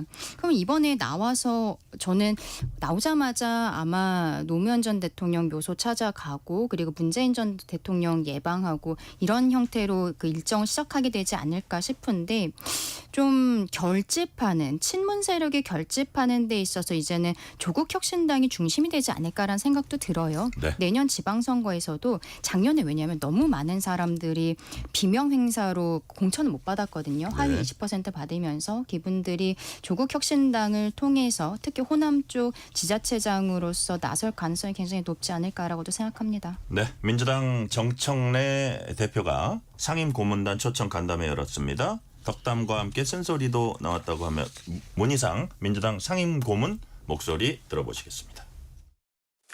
특히 당정관계, 대통령은 통합하자라는 쪽에 방점을 찍어서 가는데 당은 너무 급하게 그냥 몰아붙이자, 요때 아니면 안 된다. 그리고 굿캅, 배드캅 얘기도 내가 많이 한 얘기인데 그 역할을, 좋은 역할은 대통령께서 다 가지세요. 굳은 일, 무진 일은 내가 맡겠습니다. 전략적 사고에 엑기스되는 언어예요. 그 말은 틀린 말이 아니에요. 나는 그 말을 많이 인용하고 그래야 된다고 생각해요. 그러나 큰 흐름, 대한민국의 지금 전체의 흐름으로 볼 때는 정치 자체가 멸실됐다, 붕괴됐다, 이런 상황에 처해서 지금 현재 새로운 정치를 모색하는 길은 그것만 가지고는 안 된다는 걸 잊지 마세요. 자, 지금 신영 의원님 문희상 고문이 전 국회의장이죠. 이분이 이제 아니 뭐 국합 배드캅 대통령하고 이렇게 그 역할 분담하는 건 뭐 나쁘진 않은데 그렇지만 국민을 바라봐야 되고 국민 전체를 바라보라는 뜻 같아요. 그리고 정치가 멸실되다 붕괴됐다. 이건 안 된다 그랬습니다. 동의하십니까? 그래서 그 문희상 고문께서 작정하고 사실 나오신 것 같다는 생각도 들긴 하는데요. 그래요? 지금 이재명 그 체제가 출범한 지 얼마 안 되긴 했는데 정청래호가 다시 이렇게 당대표 선거 나오면서 네. 약간은 당과 대통령실에서의 그런 어떻게 보면 언론 보도의 지분 이런 것들이 일부는 좀 뺏겼다고 봐야 될까요? 그런 부분에 있어서 정청래 당대표가 워낙에 강력한 메시지를 내고 있는 부분에 있어서의 또 약간의 그런 쓴소리 아닐까 싶긴 합니다. 너무 너무 빠르게 가지 말아라. 그러니까 개혁 과제에 있어서는 사실은 속도전도 중요하지만 디테일도 매우 중요하고 완성도도 네. 중요하잖아요. 그런 부분에 있어서의 걱정을 하신 것 같고 그다음에 결국에는 대통령실과의 공조 이런 부분에 있어서 당이 조금 더 꾸준히 하면서 같이 나아가는 협력체계 구축이 매우 중요하다를 강조하신 걸로 보입니다. 네. 강찬희 대변인 요건 짧게 좀. 예. 정청래 대표가 요즘 너무 강성이죠. 예상은 했습니다만 악수는 사람과 하는 것이라고 하면서 저희 야당에 대해서는 그냥 투명인간 취급하는 상황들이 점점 더 심해지고 있다고 생각합니다. 그리고 강선우 의원이 어쨌든 국민의 눈높이에 맞지 않았기 때문에 결과적으로 낙마를 했음에도 불구하고 정청래 당대표가 계속적으로 끌어안고 있어요. 당의 국제위원장직도 계속하는 것으로 뭐 임기가 남아있다라고 하지만 지금 일각에서는 의원직 자체를 사퇴해야 되는 것이 아니냐 라는 이야기가 나오는데도 당에서의 중요 직책을 계속 주고 그러면서 끌어안고 있는 모습도 국민 눈높이에 맞지 않고 너무 본인의 스탠스대로 가고 있는 것이 아니냐라는 일각의 이야기들이 있는 것이죠. 여기에 대해서 지금 문희상 고문이 국민의 눈높이에서 정치해야 된다. 모든 국민을 끌어안고 가야 된다라고 지적하고 있는 것으로 보입니다. 이재명 대통령이 이제 출범한 지 한 2달 정도 됐는데 민주당이 잘해서 이재명 대통령 당선된 거라고 저 생각하지 않거든요. 저희 국민의힘이 못했고 그리고 윤석열 전 대통령이 어쨌든 비상계엄이라는 되지 않는 수단을 썼기 때문에 여기까지 왔다라고 생각하는데 마치 민주당이 뭐든지 다 잘해서 여기까지 온 것처럼 국민들께서 늘 칭찬만 하실 것처럼 하고 있는 지금 정청래 당대표의 모습은 분명히 여러분들께서 우려가 있을 것이다 생각합니다. 오늘 오후 5시 40분에 전남 장흥군, 강진군에 호우경보가 발효됐습니다. 해당 지역 주민들은 하천변, 계곡 등 급류에 휩쓸리거나 침수 위험이 있는 지역에 접근하지 말고 안전한 곳으로 대피하시기 바랍니다. 자, 시간 얼마 안 남았지만 국민의힘으로 가볼게요. 자, 오늘 2차 합동연설에 부산 경남 합동연설에 이제 열리는데 계속 김문수 후보, 조경태 후보가 날을 세우고 있습니다. 김문수 후보는 조경태 후보는 편향된 특검에 동조하며 우리 당을 내란 정당으로 매도한다. 조경태 후보는 김 후보의 윤어게인 외친 사람 국민의힘 당대표 돼서는 안 된다. 뭐 이런 이 공방에서 한 발도 못 나가는 이런 모습 플러스 여기에 전한길이라는 분이 또 뛰어들었습니다. 네. 자, 어떻게 평가하십니까? 이 전한길 씨 문제는 어떻게 해결돼야 된다고 보세요? 전한길 씨는 일단은 서울시당 윤리위에 있다가 이걸 중앙윤리위로 올렸고 네. 14일에는 이제 결과가 나올 것으로 보이거든요. 징계 결과가. 그러면 여기에서 당에서 어느 정도까지 수준을 결정을 내리게 될지는 고민이 좀 있을 거라고 봅니다. 왜냐하면 일단은 처음에 지난 대구 연설에서 안에 들어가서 비표 프레스 비표를 하고 들어가서 예. 배신자라고 연호한 부분들은 분명히 잘못된 것이죠. 본인은 언론의 자유를 이야기하고 있습니다만 그 프레스 비표도 지금 갖고 들어간 것이 정당한 방식이 아니었다라는 게 어느 정도 드러난 것도 있고 언론의 역할이 아니잖아요. 언론은 후보들이 무엇이라고 얘기하는지 그리고 청중이 어떠한 반응을 보이고 있는지 취재하는 게 언론의 취재하러 역할이지. 갔다가 갑자기 근데 단상 위로 뛰어 올라가요. 배신자를 연호하는 것은 언론의 역할이 아니었다라는 것입니다. 근데 당에서 이제 앞으로는 출입 금지를 하겠다고 했는데 본인은 계속 가겠다는 거예요. 오늘도 부산에 들어가지 보여지는 않았습니다만 앞에서 역시 방송을 하고 이런 모습들을 보이고 있습니다. 이런 것들이 또 당명을 거역하는 것에 대해서 추가적인 징계 사유들이 될 수가 있는 거거든요. 그래서 가장 낮게 보았을 때는 경고로 할 수가 있는데 저는 네. 그보다는 조금 더 높은 수위로 나오지 않을까. 근데 전환기 씨를 뭐 윤리위에서 제명을 하든 경고를 하든 저는 이게 중요한 게 아니라고 생각해요. 당 내부가 지금 분열되어 있기 때문에 전환기 씨라는 스피커가 계속적으로 활동할 수 있는 이 마련이 되어 있다라고 생각을 하거든요. 이런 것들이 이번 전당대회에서 정리가 됐으면 하는 것이 많은 당원들의 바람일 것이라 생각하는데 네. 지금 그렇지 못한 모습들 보여드리고 있는 것 같아서 참 송구하다고 말씀드리고 싶습니다. 네. 신영 의원님. 저도 국민의힘의 미래를 생각한다면 전환기 씨는 탈당이나 제명돼야 되지 않을까 싶어요. 그렇지 않으면 다음 정당대회에 나올 것 같기도 하고 아니면은 정말 정치하겠다고 뭔가 선거에 출마하겠다고 공천 신청할 것 같거든요. 네. 근데 결국에는 전환기 씨를 이렇게 당의 중심에 서게 한 거는 그 지도부들 그리고 중진 의원들이었거든요. 국회 토론회 할 때 마이크 주고. 김문수, 장동혁 후보는 그 유튜브 방송 갔잖아요. 그죠? 그렇죠. 그리고 네. 최고위원 후보 4명은 지금 유튜브 출연해가지고 또 전환기 씨 찬송한 거 아닙니까? 그런 면에서 지금 국민의힘의 전당대회가 결국엔 구구 지지자들이 주류로 바뀌고 있고 그런 면에서는 80대 20이라는 당원의 비율이 상당히 높은 이번에 전당대회 투표에서는 뭐 장동혁, 김문수 이런 부분들이 유리할 수밖에 없는 구조잖아요. 결국에는 구치소에서 웃고 있는 윤석열 씨 매우 좋아할 겁니다. 왜냐하면 윤 어게인 그리고 결국에는 부정선거론 이런 것들이 당 내에 또 주요 이슈로서 부각되고 있기 때문에 언젠가 그러면은 윤석열 씨는 다시 또 입당하는 거 아닙니까? 그런 발판을 만드는 게 전환기 씨고 그런 굴레의 딜레마에서 빠져나오지 못하고 있는 국민의힘의 지금 모습 보면 조금 더 하락세가 갈 것 같다. 그래서 저점 찍으려면 아직 좀 멀었다라는 생각 듭니다. 네, 오늘 말씀은 여기까지 듣겠습니다. 신현영 전 민주당 의원, 강전의 국민의힘 대변인이었습니다. 말씀 감사합니다. 감사합니다. 뉴스레터 K 1부 마치고 2부가 이어집니다.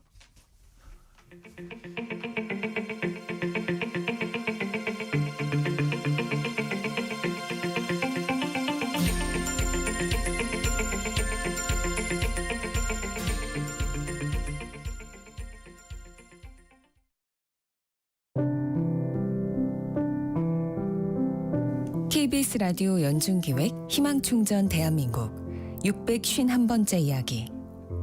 안녕하세요. 아나운서 유지원입니다. 16 소원이는 요즘 점점 웃음을 잃어가고 있습니다.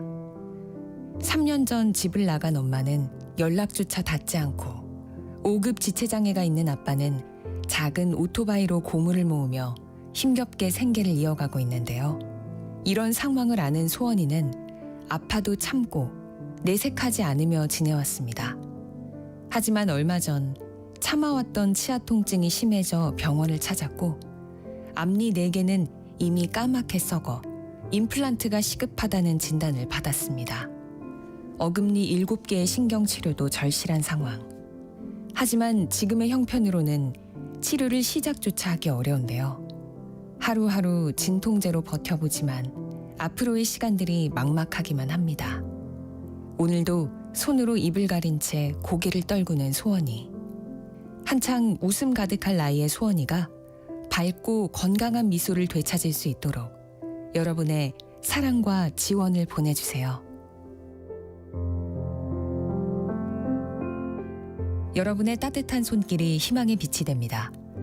ARS 060-700-1580 060-700-1580 한 통화 3,000원으로 희망을 선물해 주세요. KBS 라디오 연중기획 희망충전 대한민국은 초록우산 어린이재단, 인탑스 주식회사 그리고 청취자 여러분과 함께합니다. ARS 060-700-1580 한 통화 3,000원입니다.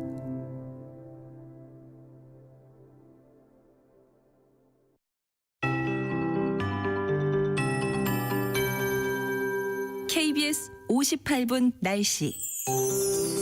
현재 일부 전남 해안을 중심으로 호우특보가 발효 중입니다. 장흥과 강진, 보성, 영암 등 해당 지역에서는 천둥, 번개, 돌풍을 동반해 시간당 30mm의 강한 비가 쏟아지고 있습니다. 그리고 해남, 강진, 신안 등 시간당 35mm 넘는 폭우 수준인데요. 오늘은 남부지방에 비가 집중되겠습니다.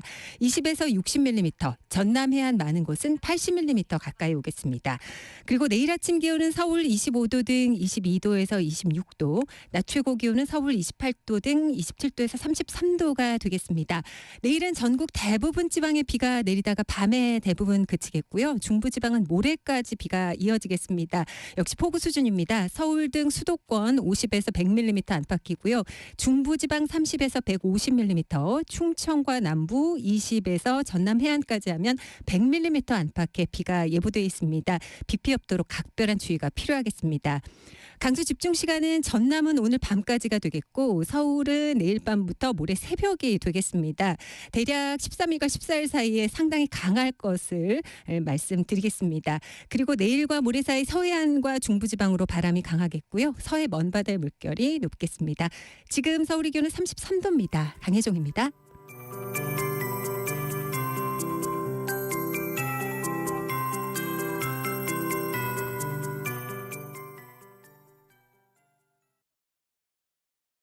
정성을 다하는 국민의 방송 KBS가 6시를 알려드립니다.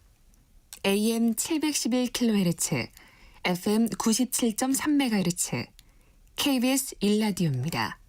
HLKA.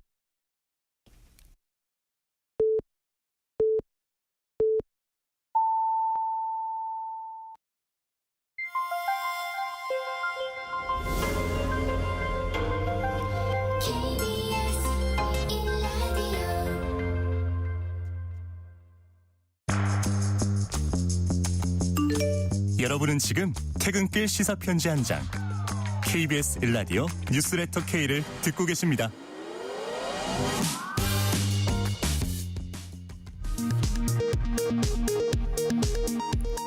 이 시각 라디오 정보센터 뉴스입니다. 한미 정상회담이 오는 25일로 확정됐습니다. 대통령실은 이재명 대통령이 트럼프 대통령 초청으로 24일부터 26일까지 미국을 방문한다고 밝혔습니다. 동맹 현대와 같은 안보 의제와 함께 한반도 비핵화 공조, 관세 협상 후속 논의 등이 진행될 전망입니다. 국민의힘이 조국 전 대표와 윤미향 전 의원 사면을 겨냥해 최악의 법치 능욕이라고 비판했습니다. 더불어민주당은 국민 통합을 위한 사면이라며 여론도 크게 나쁘지 않다고 맞섰습니다.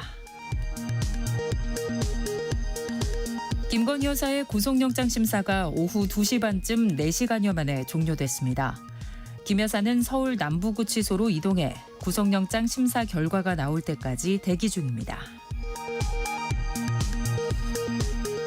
경찰과 고용노동부가 포스코 ENC 본사와 하청업체 등을 압수수색했습니다. 고용노동부는 이번 압수수색을 바탕으로 안전조치가 제대로 이루어졌는지를 조사할 계획입니다. 트럼프 미국 대통령이 중국과의 관세 휴전을 90일 연장하는 행정명령에 서명했습니다. 중국도 곧바로 추가 휴전을 공식 발표했습니다. 이번 관세 휴전은 양국이 폭탄 관세를 낮추고 반도체와 희토류 등의 수출 통제를 완화하는 앞선 합의를 석 달 더 연장하는 내용입니다. 지금까지 라디오 정보센터 뉴스 펜유이였습니다.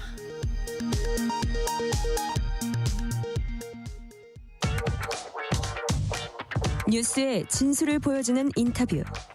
뉴 진수. 조국 전 조국혁신당 대표가 광복절 특별 사면 복권됐습니다.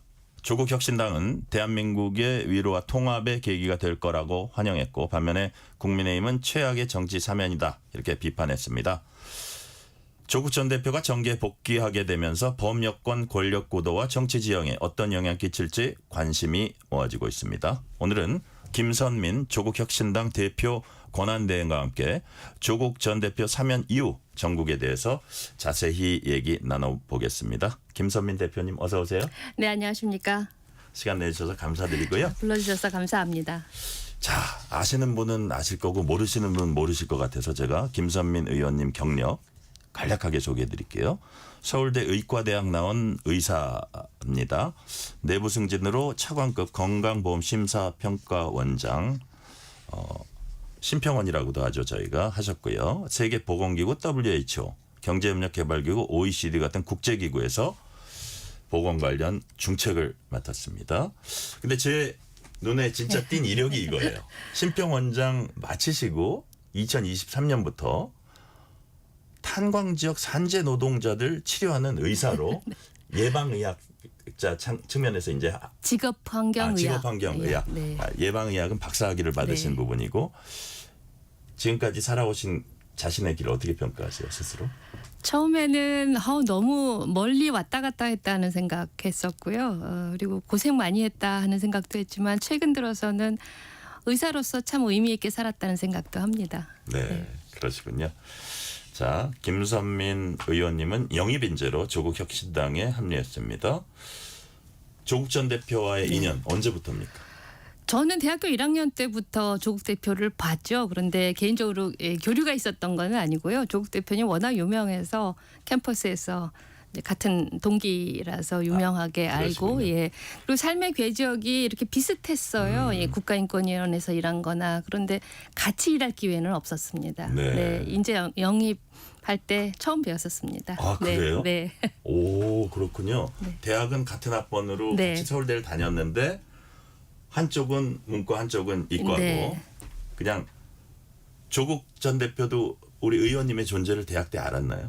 모르셨을 겁니다. 그래요? 네, 몰랐다고 알았을 것 하더라고요. 같은데. 예. 그리고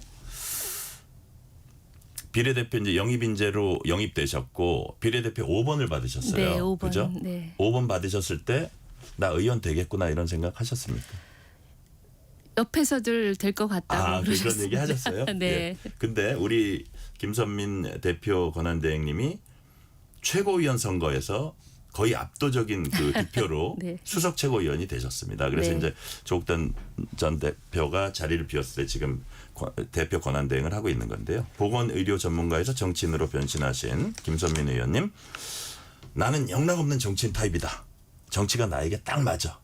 이렇게 보십니까? 네, 그렇게 봅니다. 진짜요? 최근에 그렇게 발견을 합니다. 아, 그래요? 어떤 첫 점에서요? 번째는 네. 제가 아무리 힘들어도 지역에 가서 지지자들 만나면 힘이 납니다. 그리고 선거운동할 때 그 지역의 어르신들 만나는 걸 보고 체질이라고 많이들 하시더라고요. 그래서 그런 점에서 아주 체질인 것 같습니다. 네. 그래요. 자, 참고적으로 우리 김선민 대표 권한대행님, 김선민 의원님 지금 이제 뭐 비례대표긴 하지만 앞으로 지역구 보고 계신 데가 영등포 쪽이죠?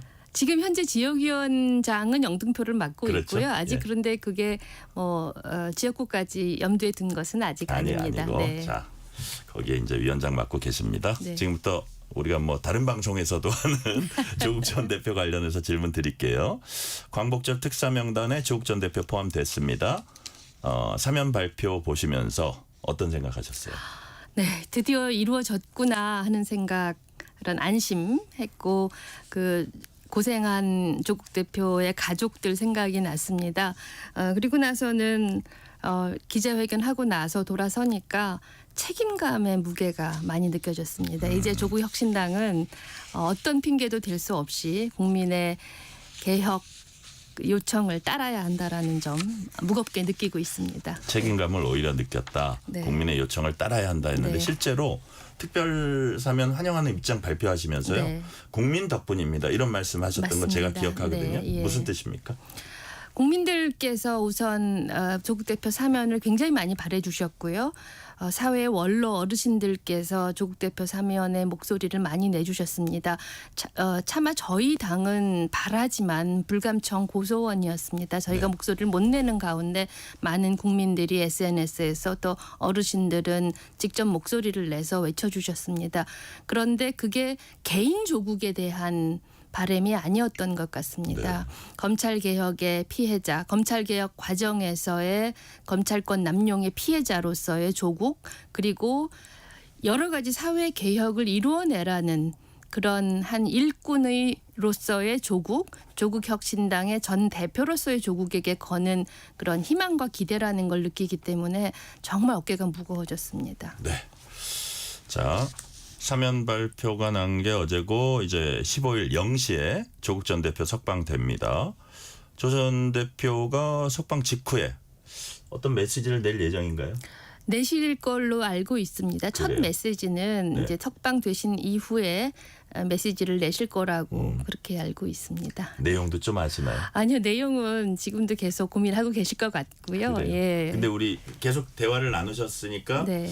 아마 이런 성의 그런 취지의 얘기를 하시지 않을까 하는 거는 네. 좀 감은 잡으실 것 같아요. 네, 우선 감사를 표현하실 것 네, 같고요. 예. 그리고 지금 이 사면 그리고 이 시대의 개혁 과제가 무엇이고 국민들이 원하는 것이 무엇인지 이런 목소리를 담아내실 것이라고 예측을 하고 있습니다. 네. 또 하나는 감옥 안에서 공부를 굉장히 많이 하시고 네. 책도 2권 쓰셨는데 특히 이번에 쓰신 책에 보면 아주 여러 의미에서의 그 공부가 담겨 있습니다. 그래서 우리 사회가 어떻게 가야 할 것인가에 대한 메시지도 차차 내가시지 않을까 싶습니다. 어쨌든 그 감옥에서 쓴 책 2권에도 네. 이번에 낼 메시지가 포함되어 있다고 이제 네, 예상은 생각합니다. 되네요. 네. 그래요. 첫 번째 책은 저희가 정치를 시작하고 탄핵에 이르기까지의 과정을 쓰셨다면 이번 책은 계속 살아온 이야기 그리고 다른 책에서 나왔던 것들 가운데 의미 있었던 것들에 대한 이야기입니다. 그래요. 네. 자, 평가는 엇갈리고 있습니다. 네. 예, 국민 통합을 위한 결정이다. 정치 검찰 피해자의 명예 회복이다. 이게 이제 긍정적으로 평가하는 측이고요. 반면에 이를 반대하는 쪽에서는 범죄자의 반성 없는 사면 복권이다. 대선 청구서에 화답한 보훈 사면이다. 네. 오히려 사회 분열을 초래한다. 내 편만 챙긴다. 뭐 이런 비판도 합니다. 이런 비판에 대해서는 어떻게 평가하세요? 우선 국민의힘 일각에서 그렇게 비판을 하신다고 들었는데요. 저는 거기에 대해서는 제가 이렇게 언급을 할 필요는 없을 것 같습니다. 그런데 분명한 것은 이번에 그 역대 사면 중에서 네. 국민들이 가장 지지를 많이 하고 환호했고 그리고 이번 사면에 정신이 있다고 생각을 합니다. 그냥 단순히 뭐 측근 혹은 정치권 밸런스 맞춘 정치인 사면이 아니라 네. 이번 사면의 가장 큰 정신은 생계형 사면이었고 그중에서 상당 부분이 검찰 피해를 받은 노동자 또 화물연대 노동자들 그리고 일부 정치인들도 검찰권의 피해를 받은 분들이라는 그런 정신이 있기 때문에 국민들이 지지를 보내주시는 것이고 그래서 그 열망을 받아 안아야 된다는 점에서는 국민들도 다른 사면에 비해서는 더 환호하고 계신 것 같습니다. 그럼 이재명 대통령도 뭐 고민은 했겠지만 최종 결정할 때는 그런 점에 어떤 공감에 하에서 토대 하에서 결정을 내렸다 이렇게 네, 보시는 그러셨을 거예요? 거라고 봅니다. 대통령님께서 사면을 결정하실 때 항상 네. 따르는 저항 그리고 예측되는 다른 부정적인 요인들이 있으셨겠지만 네. 그거를 감안하고도 이런 결정을 내리신 것은 그 검찰 개혁 그리고 공권력 남용에 대한 그 누구보다도 같은 피해자이셨고 그리고 우리 사회가 그쪽으로 인해서 고통받는 사람들이 더 이상 있어서는 안 되겠다 하는 그런 결단을 내리신 거로 저희는 이해하고 있습니다. 네. 자, 정작 관심은 조국 전 대표 정계 복귀로 인해서 정치권 범여권 네. 네, 어떤 그 정치 지형이 어떻게 바뀔지 이런 부분이 정작 관심이에요. 일단 뭐 여러 가지 있습니다. 전당대회 가급적 일찍 열어가지고 당 대표로 복귀시키는 그런 방안이 있고 뭐 예를 들어서 뭐 인천 계양을 같은데 지금 국회의원이 비어 있으니까 그런데 보궐선거를 할지 아니면 내년에 지방선거에 서울시장, 부산시장 중에 뭐 나갈 여러 얘기들을 언론에서 많이 하더라고요. 일단 요거 하나 여쭤볼게요. 예. 당 대표 복귀한다 안 한다? 지금 저희가 내부에서 치열하게 논의를 하고 있습니다. 그래요? 예, 당원들이나 또 넓은 의미의 지지자들이 바라게 된다면 네. 아마도 그리고 또 조국 대표님이 원하신다는 전제 하에서 당대표 복귀도 생각할 수 있습니다. 하지만 그것도 역시 네. 공당으로서의 절차가 있기 때문에 그렇게 하루아침에 누가 개인적으로 마음먹는다고 해서 되는 건 아니고 지금 치열한 토론이 벌어지고 있군요. 네, 내부에서 계속 그래요? 예. 그렇다고 해서 뭐 조국 전 대표가 나 이렇게 하고 싶어 한다고 되는 전혀 게 아니죠. 아니죠. 공당이죠. 어떤 네, 그 시스템에 의해서 절차에 네. 의해서 지금 네. 진행될 거다. 가장 중요한 거는 당원들의 마음이죠. 그렇죠. 네, 예. 당원들이 어떤 걸 바라는지 네. 그거를 최대한 네. 수용해서 이제 결정을 내릴 거다 그리고 말씀 주셨고요. 민주적인 절차. 네. 민주적인 절차에 의해서 조 전 대표가 어떤 방식으로 정치에 복귀하고 어떻게 네. 활동을 시작할 건지 그것이 결정될 것으로 보인다는 말씀이시고요. 자, 뭐 아까 좀 말씀드렸지만 뭐 지방선거에서 뭐 서울시장, 부산시장 이거야말로 이게 아유, 많이 남았죠. 네, 정작 예. 저희 당이나 조국 전 대표님께서는 아직 그거는 지금 저희가 생각할 겨를도 아직 없고 언론들이 아직 너무 앞서가나요? 예, 그래서 너무 앞서가는 이야기고 정치를 시작한 사람이 어느 선거인가는 나가겠지만 아직 뭐 내년 지방선거다 뭐 이런 이야기를 하기에는 시간이 너무 많이 남았고 또 네. 지금 우리가 해야 할 과제들이 있기 때문에 그 과제에 더 집중할 예정입니다. 심지어는 합당 얘기도 해요. 박지원 의원 같은 분은 유튜브 네. 방송에서 민주당과 조국혁신당이 한 지방선거 전에 합당하면 좋다. 합당할 수도 네. 있다. 이렇게 얘기하는데 이것도 너무 먼 얘기죠. 아마 박지원 의원님이 이제 민주당하고 조국혁신당이 매우 우당 같은 관계다. 이걸 네. 강조하신 것 같은데요.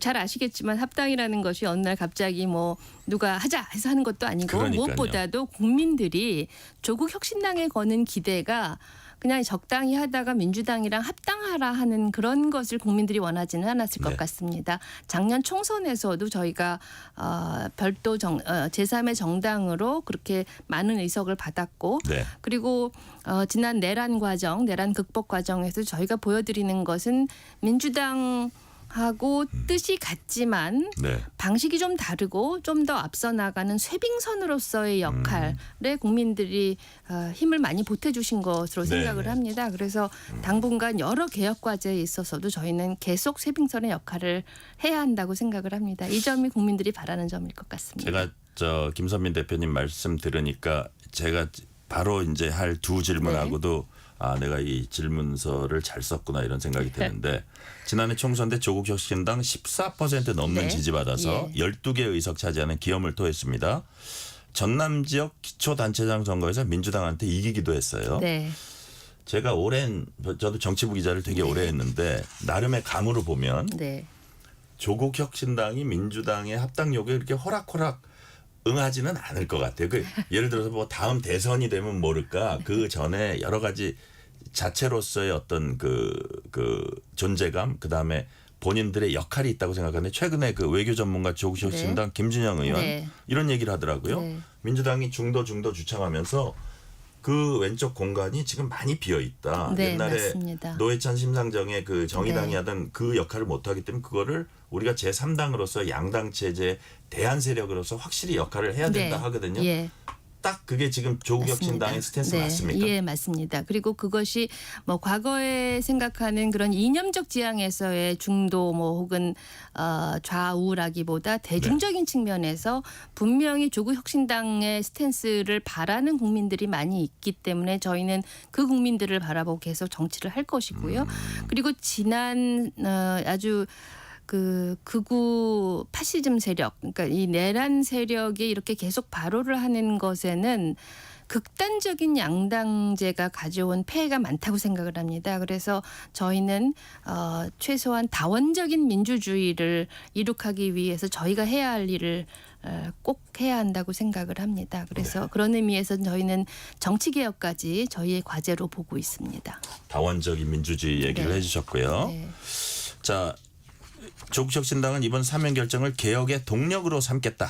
네, 맞습니다. 이게 이제 개혁 과제를 더 가열차게 추진하는데 역할을 하겠다. 네. 그냥 민주당에 따라가는 게 아니라 아니고요. 네. 같이 공동 작업을 하되 또 개혁 그 조국혁신당만의 색깔도 네. 분명히 주장을 하고 그걸 관철시키겠다 이런 뜻인가요? 네, 저희 지금 생각하고 있는 개혁 과제가 네. 검찰, 사법, 그리고 언론, 감사원 개혁이 있습니다. 거기 플러스 저희 반헌특위라고 이름을 붙였습니다. 반헌법 행위 네. 조사를 위한 특별위원회 같은 거 설치를 해야 한다고 생각하고 이것은 이미 대선 전에 야 5당이 선언문을 통해서 기술을 한 바가 있습니다.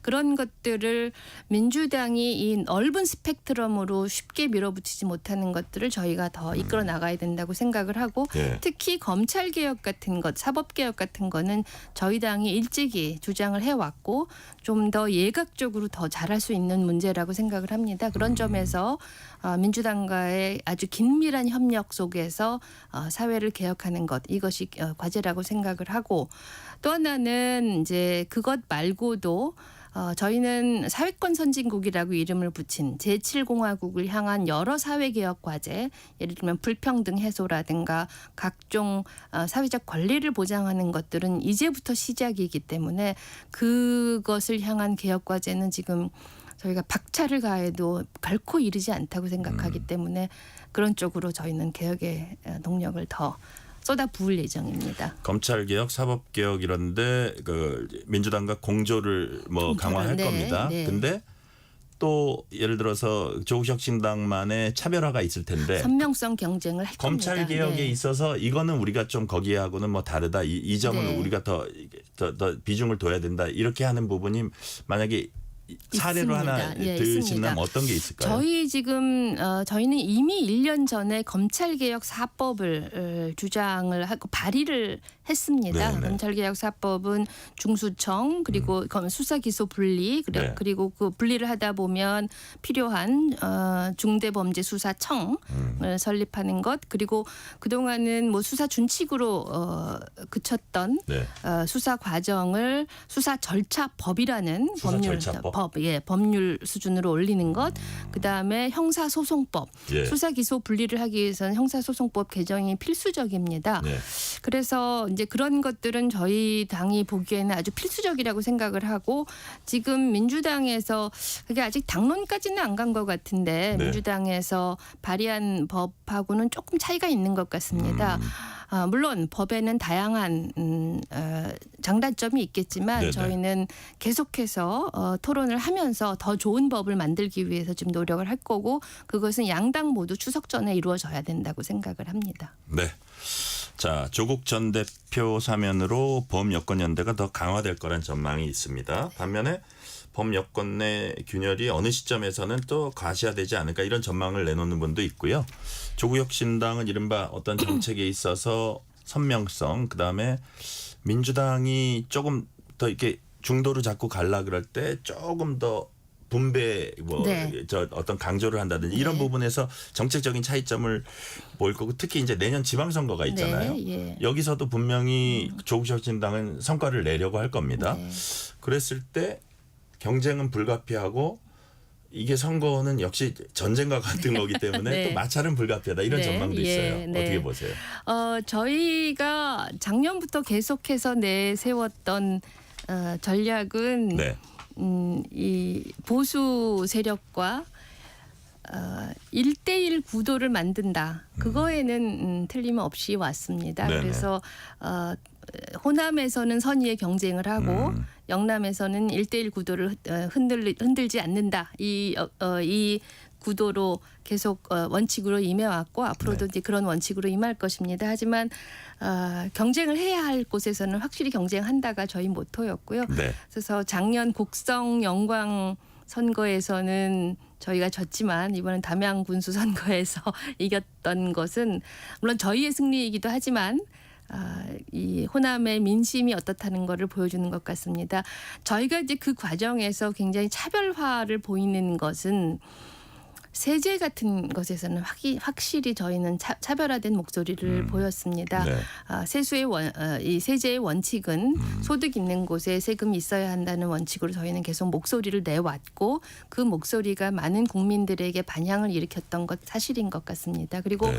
저희는 이제 많은 지역구를 갖고 있지 않기 때문에 어떤 지역 정책에 있어서 훨씬 더 지역 주민의 친화적인 그런 목소리를 내는 것이 저희의 장점이었던 것 같습니다. 네. 자, 조국혁신당 서왕진 원내대표는 네. 검찰권 오남용에 관한 진상조사 및 네. 피해자 피해 회복에 관한 특별법 언급했습니다. 네. 검찰권 오남용 피해 회복 조치 중 하나로 이미 판결이 집행된 부분에 대해서도 네. 재심을 할 수 있도록 하는 내용입니다. 사실 이게 판결이 부당하다 하면 재심 신청이라는 건 지금도 제도에 있는데 어떻게 다른 겁니까? 제도가 있는데 어떤 개인이 그 재심을 신청을 하기 위해서는 네. 굉장히 어려운 과정이 있고 그리고 국가가 그것을 받아들이는 것은 거의 뭐 낙타가 바늘구멍 들어가기 같은 것인데 그걸 좀 용이하게 하는 건가요? 그렇죠. 예, 그건 국가가 나서서 재심을 도와준다는 이야기이고 따라서 그 최근에 어제 오늘 이렇게 언론에 나오는 조국 대표님이 재심을 할 거냐 안 할 거냐라는 그 질문으로 자꾸 포커싱이 되는데 이것은 조국 대표에게 있는 것이 아니라 아까 말씀드린 것처럼 검찰권 남용으로 피해를 받은 많은 노동자들 그리고 힘없는 많은 국민들이 재심의 길을 열어줄 수 있도록 하는 그런 법안입니다. 이제 그 법안을 저희는 열심히 당론으로 추진을 할 거고 그 법안이 완성되게 되면 그동안 검찰권으로 인한 공권 남용으로 인한 피해는 국가가 조금 다른 측면에 구제를 할 수 있도록 하는 그런 법안이 저희 법안입니다. 그래요. 네. 의원님 마지막 질문 네. 가기 전에 제가 하나 질문 드리면 네. 예를 들어서 이제 민주당하고 조국혁신당이 검찰 개혁이다, 사법 네. 개혁이다 여러 이제 입법 과제들 지금 진행하고 있고 아마 뭐 정청래 민주당 대표 얘기로는 추석 전에 끝내겠다. 네. 이렇게 속도전도 펼치고 이렇게 하고 있습니다. 그런데 반면에 이런 우려가 있어요. 어떤 우려냐면 국회가 입법부가 네. 뭐 사법 개혁하고 이렇게 합리적으로 고치는 건 좋은데 이 과정에서 지나치게 어떤 검찰의 수사권이나 네, 예. 법원의 판결의 독립성이 있잖아요. 네. 이런 기존의 사법 질서를 이 자체가 흔드는 이런 네. 사태가 와서는 안 된다. 이런 우려도 네. 있거든요. 어떻게 그렇죠. 보세요? 예, 분명히 있습니다. 그런데 그 뭐 여기서 이제 구체적인 수치를 열거하는 것은 좀 어려울 것 같은데 네네.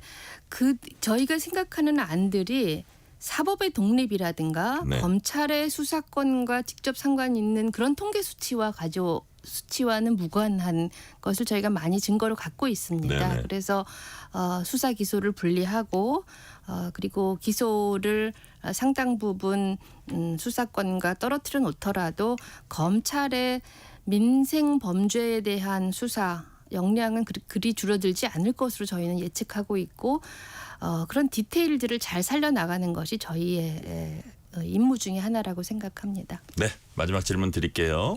조국혁신당은 조국 전 대표 사면 이후에 조국혁신당 2기가 네. 시작돼야 한다 이렇게 공언을 했습니다. 당을 리빌딩 다시 지어야 한다 이런 공감대가 크다 이런 얘기도 했는데 자 조국혁신당 시즌 2 2기 어떤 모습으로 어떤 방향으로 가야 한다고 보십니까? 우선 지금까지 조국혁신당은 이제 3년은 너무 길다. 윤석열 정권의 조기 종식 그리고 내란 종식에 포커스를 두어왔다면 앞으로 해야 할 일들은 그것들이 근원적으로 다시 반복하지 않도록 사회개혁을 하는 것 그리고 사회에 이 만연한 불평등 이 민생 고통들을 어떻게 하면 해결해 줄 것인가 하는 점 그래서 사회 대개혁으로 그 물꼬를 트는 것이 저희가 해야 할 일이라고 생각을 합니다. 그 성과를 향해서 저희 당의 체제를 모두 바꿔 나가겠습니다. 네, 오늘 말씀은 여기까지 듣겠습니다. 현장에 가면은 더욱 힘이 솟아나는 정치인 김선민 조국혁신당 대표 권한대행이었습니다. 의원님 말씀 감사합니다. 네, 감사합니다.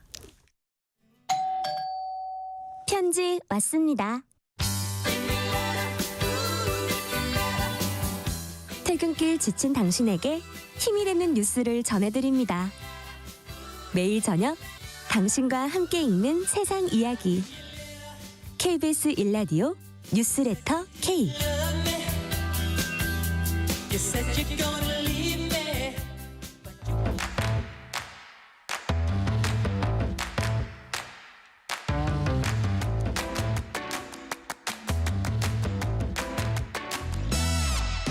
오늘 가장 뜨거운 뉴스, 화제 소식 쏙쏙 골라서 전해드립니다. 뉴스레터 브리핑. 오늘은 한국일보 김도형 기자 나오셨습니다. 김도형 기자님 어서 오세요. 안녕하세요. 가상화폐 테라 발행과 관련한 사기 등 혐의로 미국에서 형사재판받는 권도형 테라폼랩스 설립자가 지금까지 해오던 그런 태도를 바꿨습니다. 유죄를 인정하기로 했다면서요. 예, 그렇습니다. 권 씨는 증권 사기, 통신망을 이용한 사기, 시세 조종 공모 등 8개 혐의로 재판에 넘겨진 상태인데요. 네. 올 1월에 미국으로 신병이 인도된 직후만 해도 자신의 범죄 혐의에 대해서 모두 무죄를 주장을 했습니다. 그런데 미국 현지 시간으로 11일 미국 뉴욕 남부 연방법원이 권도영 씨와 관련해서 유무죄 답변을 변경할 수 있다는 통보를 받았다면서 12일 오전 법정에서 긴급 협의를 개최한다고 밝혔습니다. 기존 무죄 입장에서 변경을 한다면은 네네. 일부 또는 모두 유죄를 인정하게 되는 셈입니다. 권 씨 같은 경우에는 스테이블 코인인 테라를 발행하면서 테라 프로토콜이란 알고리즘을 통해 미화 1달러에 연동하도록 설계했다고 주장을 해왔는데요. 네. 주장했던 것과 달리 달러화 연동이 깨지면서 전 세계 투자자들에게 50조 원이 넘는 피해를 줬습니다. 폭락 위기에 처한 사실을 투자자들에게 숨기고 계속 가상화폐 사업을 한 혐의도 받습니다. 2022년 5월에 테라와 루나 가격이 폭락을 해서 사실상 휴기 추지 조각이 되자 행방이 묘연해졌다가 2023년 3월에 동유럽 국가 몬테네그로에서 현지 경찰에 붙잡혔고요. 이후 한국과 미국이 서로 권 씨를 인도받겠다고 다퉜었는데 결국 미국으로 신병이 넘겨진 상태입니다. 그렇군요. 그렇다면 갑자기 태도를 바꾼 이유 뭘까요? 1차적으로 보면요. 유죄 인정에 따른 형량 강경, 플리 바겐을 노린 것으로 보입니다. 권 씨가 유죄를 인정을 하게 되면은 유무죄 심리 절차가 종료되고 곧바로 형량을 선고하는 절차로 넘어가게 됩니다. 원래 권 씨 재판 같은 경우에는 증거 자료가 굉장히 방대하고 암호화된 데이터 해독 등의 문제가 있어서 굉장히 오랜 시간이 걸릴 것으로 관측이 됐거든요. 예. 권 씨 측이 여기에다가 충분한 일정까지 요청하면서 내년 2월에나 본 재판이 열릴 예정이었습니다. 그런데 이런 절차를 모두 포기하게 되는 겁니다. 조금 더 들어가 보면요. 결과적으로 트럼프 행정부 임기 중에 사면을 받는 것 목표로 하는 것 아니냐는 관측이 나옵니다. 트럼프 행정부는 친가상화폐 정책을 펼치고 있거든요. 미국 의회가 지난달 스테이블 코인 규제의 틀을 마련하는 지니어스법을 통과시켰고 네. 미국 증권거래위원회 SEC가 리플을 발행하는 리플랩스에 대해서 증권법을 위반했다면서 법적 분쟁을 벌였는데 최근에 입장을 바꿔서 취하하기도 했거든요. 네. 또 검찰 지휘부도 트럼프 행정부 인사로 교체가 됐습니다. 이런 재반 상황들을 근거로 해서 업계 일각에서 권 씨가 트럼프 대통령에게 사면을 요구할 수 있다는 관측이 나온 겁니다. 트럼프 대통령 임기 중에 사면을 받아야 되잖아요. 네. 그런데 재판이 길어지면은 트럼프 대통령의 임기가 끝날 수도 있기 때문에 유죄 인정을 하는 거 아니냐라는 지적입니다. 그렇군요. 자, 주제를 바꿔봅니다. 최근 넷플릭스 애니메이션 K-팝 데몬 헌터스, 줄여서 캐대헌 이렇게 많이 부르던데 미국은 물론 영국에서도 주요 차트 1위를 석권했습니다. 돌풍을 일으킨 이 노래 어떤 곡입니까? 캐대헌 속 가상 K-팝 걸그룹 헌트릭스가 부른 골든이란 제목의 노래입니다. 골든? 예. 무려 빌보드 메인 싱글 차트 핫 100에 1위를 기록을 했습니다. 네. 빌보드에 여러 세부 차트가 있거든요. 그중에서 핫 100은 이중 으뜸인 격입니다. 스트리밍 데이터하고요. 라디오 방송 점수, 그다음에 판매량 데이터 등을 종합해서 그 순위를 매기는데요. 골드는 이번 차트 집계 기간 무려 3,170만의 스트리밍을 기록을 했습니다. 이 차트에서 1위를 차지한 K-팝 가수는 방탄소년단 BTS인데요. 6곡으로 가장 많습니다. 그리고 또 BTS의 멤버인 지민과 정국이 각각 한 곡씩 8곡이 전부입니다. 여기에다가 골든이 9번째로 1위를 기록한 겁니다. 여성이 부른 K-팝이 이 차트에서 1위를 차지한 것은 이번이 처음입니다. 네. 빌보드뿐만이 아니라요. 세계 양대 차트로 꼽히는 영국의 오피셜 싱글 차트 톱 100에서도 1위를 기록했습니다. 그렇다면 이 노래 골든의 배경이 된 애니메이션 K-팝 데몬 헌터스 캐대헌, 이건 어떤 내용이에요? 예, K-팝 걸그룹인 헌트릭스가 낮에는 무대에서 퍼포먼스를 펼치고요. 네네. 밤이 되면은 퇴마사로 변신을 해서 서울의 어둠 속에서 악귀를 제거하는 임무를 수행하는 내용입니다. 네. 다소 황당한 세계관이라고 느껴질 수도 있는데 자녀들과 함께 보다가 성인들도 어느 순간 몰입하게 되는 매력이 있다고 합니다. 인기를 끌게 된 이유 여러 가지가 있겠지만 다양한 음원과 안무 등의 역할이 크다고 합니다. 말씀드린 골든뿐만 아니라 다양한 곡들이 인기를 끌고 있습니다. 그리고 바다나 에일리 등 유명 한국 가수들이 따라 부르는 챌린지도 진행되고 있고요. 그 앞서 설명드린 골든의 실제 가수는 네. 이재 그리고 오드리 누나 그리고 레이 아미 등 3명의 한국계 미국인입니다. K-팝 기획사 더블랙 레이블의 음악 프로듀서 테디, 투오, 이재 등이 작곡을 했습니다. 안무도 엄청 인기를 끌어서요. 틱톡에 이들의 안무를 따라하는 댄스 챌린지가 굉장히 유행을 하고 있습니다. 그리고 이 작품의 감독은 한국계 미국인인 매기 강입니다. 제작도 미국의 소니 픽처스 애니메이션이 맡아서 엄밀히 따지면 미국 작품인데 작품을 보면요. 갓을 쓴 저승사자 같은 캐릭터가 나오고요. 네. 또 소품 그리고 음식, 의상 등의 한국의 전통 세계관 등이 곳곳에 녹아들어서 더 큰 인기를 끌고 있다고 합니다. 여기에 그 원로 배우 겸 정치인 신영균 씨, 예, 그 외손녀, 네, 도 포함이 돼 있죠. 제가 체크를 못했어요. 아 그래요? 다른 건가? 여튼 뭐 그럼 다음 주제로 넘어갈게요. 자, 미국으로 가봅니다. 트럼프 대통령이 워싱턴 DC, 미국 수도죠. 워싱턴 DC에 주 방위군 투입하겠다고 해서 논란이 되고 있습니다. 주 방위군 투입. 이유가 뭐예요? 예, 최근에 차량 탈취 사건이 일어나고 노숙자가 늘어나는 등 악화되는 치안 상황을 개선하겠다는 목적입니다. 미국은 50개 주와 워싱턴 DC로 구성이 되어 있는데 네. 지역 경찰국은 주정부나 워싱턴 DC가 직접 관할토록 돼 있거든요. 아, 그래요? 그런데 수도의 치안 상황이 악화된다는 이유로 주정부군을 투입을 하고 경찰국을 직접 통제를 하겠다는 겁니다. 네. 트럼프 대통령은 워싱턴 DC에 800여 명의 주방위군을 배치하고 필요시 현역 군인을 투입하는 것도 고려한다는 방침입니다. 트럼프 대통령 현지 시간 11일 기자회견을 열었는데요.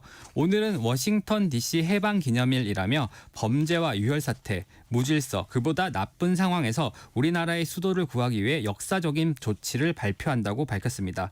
여기에 더해서요. 캘리포니아주의 로스앤젤레스와 오클랜드, 그리고 메릴랜드주의 볼티모어, 일리노이주의 시카고, 그리고 뉴욕주의 뉴욕 등을 거명하면서 이 도시들의 치안이 나쁘다. 아주 나쁘다라고 말했습니다. 이 도시들에도 직접 개입하겠다는 방침을 밝힌 셈입니다. 그러니까요.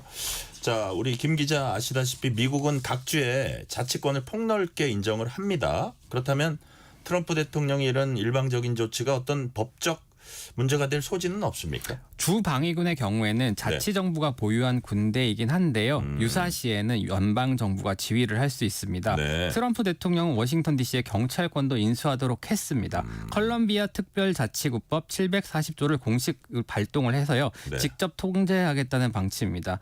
트럼프 대통령은 지난 6월에도 캘리포니아주 로스앤젤레스에서 발생한 불법 이민자 단속 반발 시위 대응을 위해서 주방위군 4,000명을 투입하도록 지시한 바 있습니다. 네. 당시 결정은 주정부와 협의 없이 이뤄져서 법적 다툼이 벌어지고 있는데 워싱턴 DC의 경우에는 대통령이 주방위군 통제권을 지니고 있다고 합니다. 네. 자, 근데 워싱턴 DC라는 데는 뭐 그 백악관이 있고 뭐 미국 의회가 있고 그래서 많은 정치인들이 있고 그래서 워싱턴 DC는 뭐 트럼프 대통령의 근거지이기도 하지만 워싱턴 DC에는 또 자치단체장, 시장이 있어요. 이분이 민주당 소속입니다.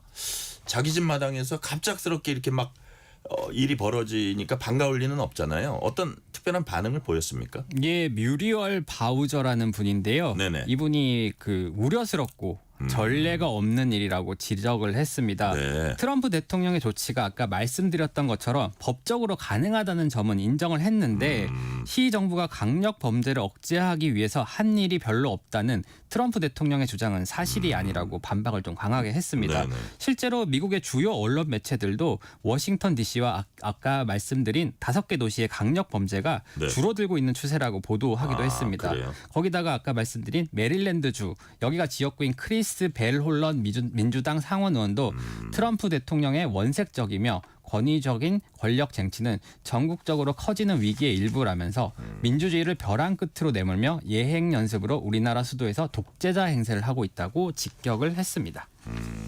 메릴랜드주 지역구인 그 의원, 이게 이제 워싱턴 DC가 메릴랜드주, 그다음 버지니아주 인접하고 있어서 또 그분이 특별한 얘기를 하지 않았나 싶고, 이제 마지막 소식으로 가볼게요. 이번엔 중국입니다. 중국에선 지금 가짜 직장이 유행 중이다.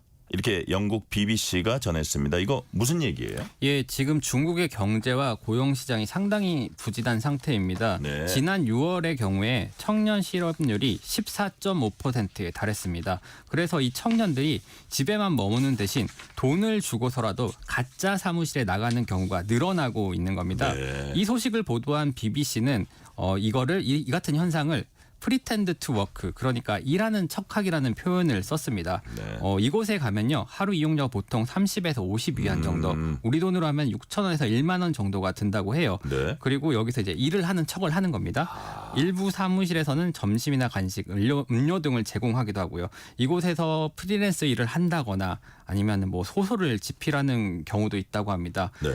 중국의 일부 대학교의 경우에는 졸업한 지 1년 이내에 취업 계약서 등을 제출을 하지 않으면은 학위증을 주지 않는 경우도 있는데, 가짜 사무실에서 취업을 한 것처럼 찍은 사진을 학교에 제출하고 학위증을 받는 경우도 있다고 합니다. 이런 가짜 사무실을 운영하는 사람 중에 한 명이 네. BBC에 얘기를 했는데, 이곳은 단순한 작업 공간을 파는 게 아니라 쓸모없는 사람이 아니라는 품위를 팔고 있다라고 설명을 했습니다. 예. 단순히 장난으로만 볼 수 없는 현상인 게 전문가들이 이렇게 표현을 했어요.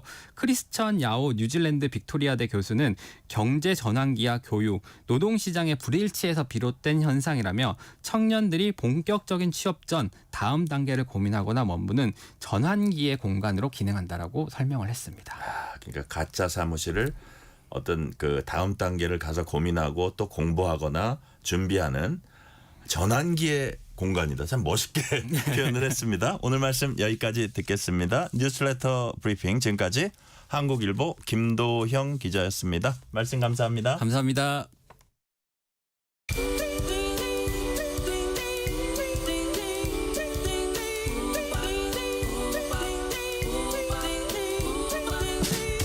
오늘 하루 뉴스를 정리해주는 다정한 편지 한 통. KBS 1라디오 뉴스레터 K.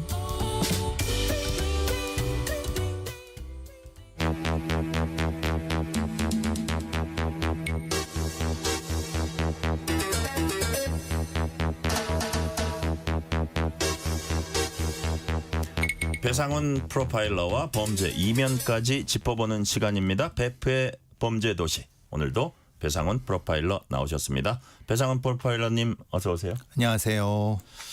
백화점, 수영장, 게임회사, 심지어 올림픽 체조 경기장 폭발물이 설치됐다. 이 허위 신고가 잇따르고 있습니다. 어제도 광주 백화점에 폭발물 테러 협박 신고 있어서 경찰이 수색에 나섰는데 폭발물은 끝내 발견되지 않았습니다.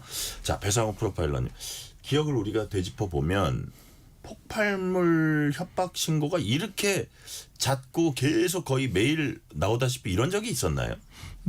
자주 없죠. 그렇죠. 그런데 이제 몇 년 전에 어떤 특정한 범죄가 네.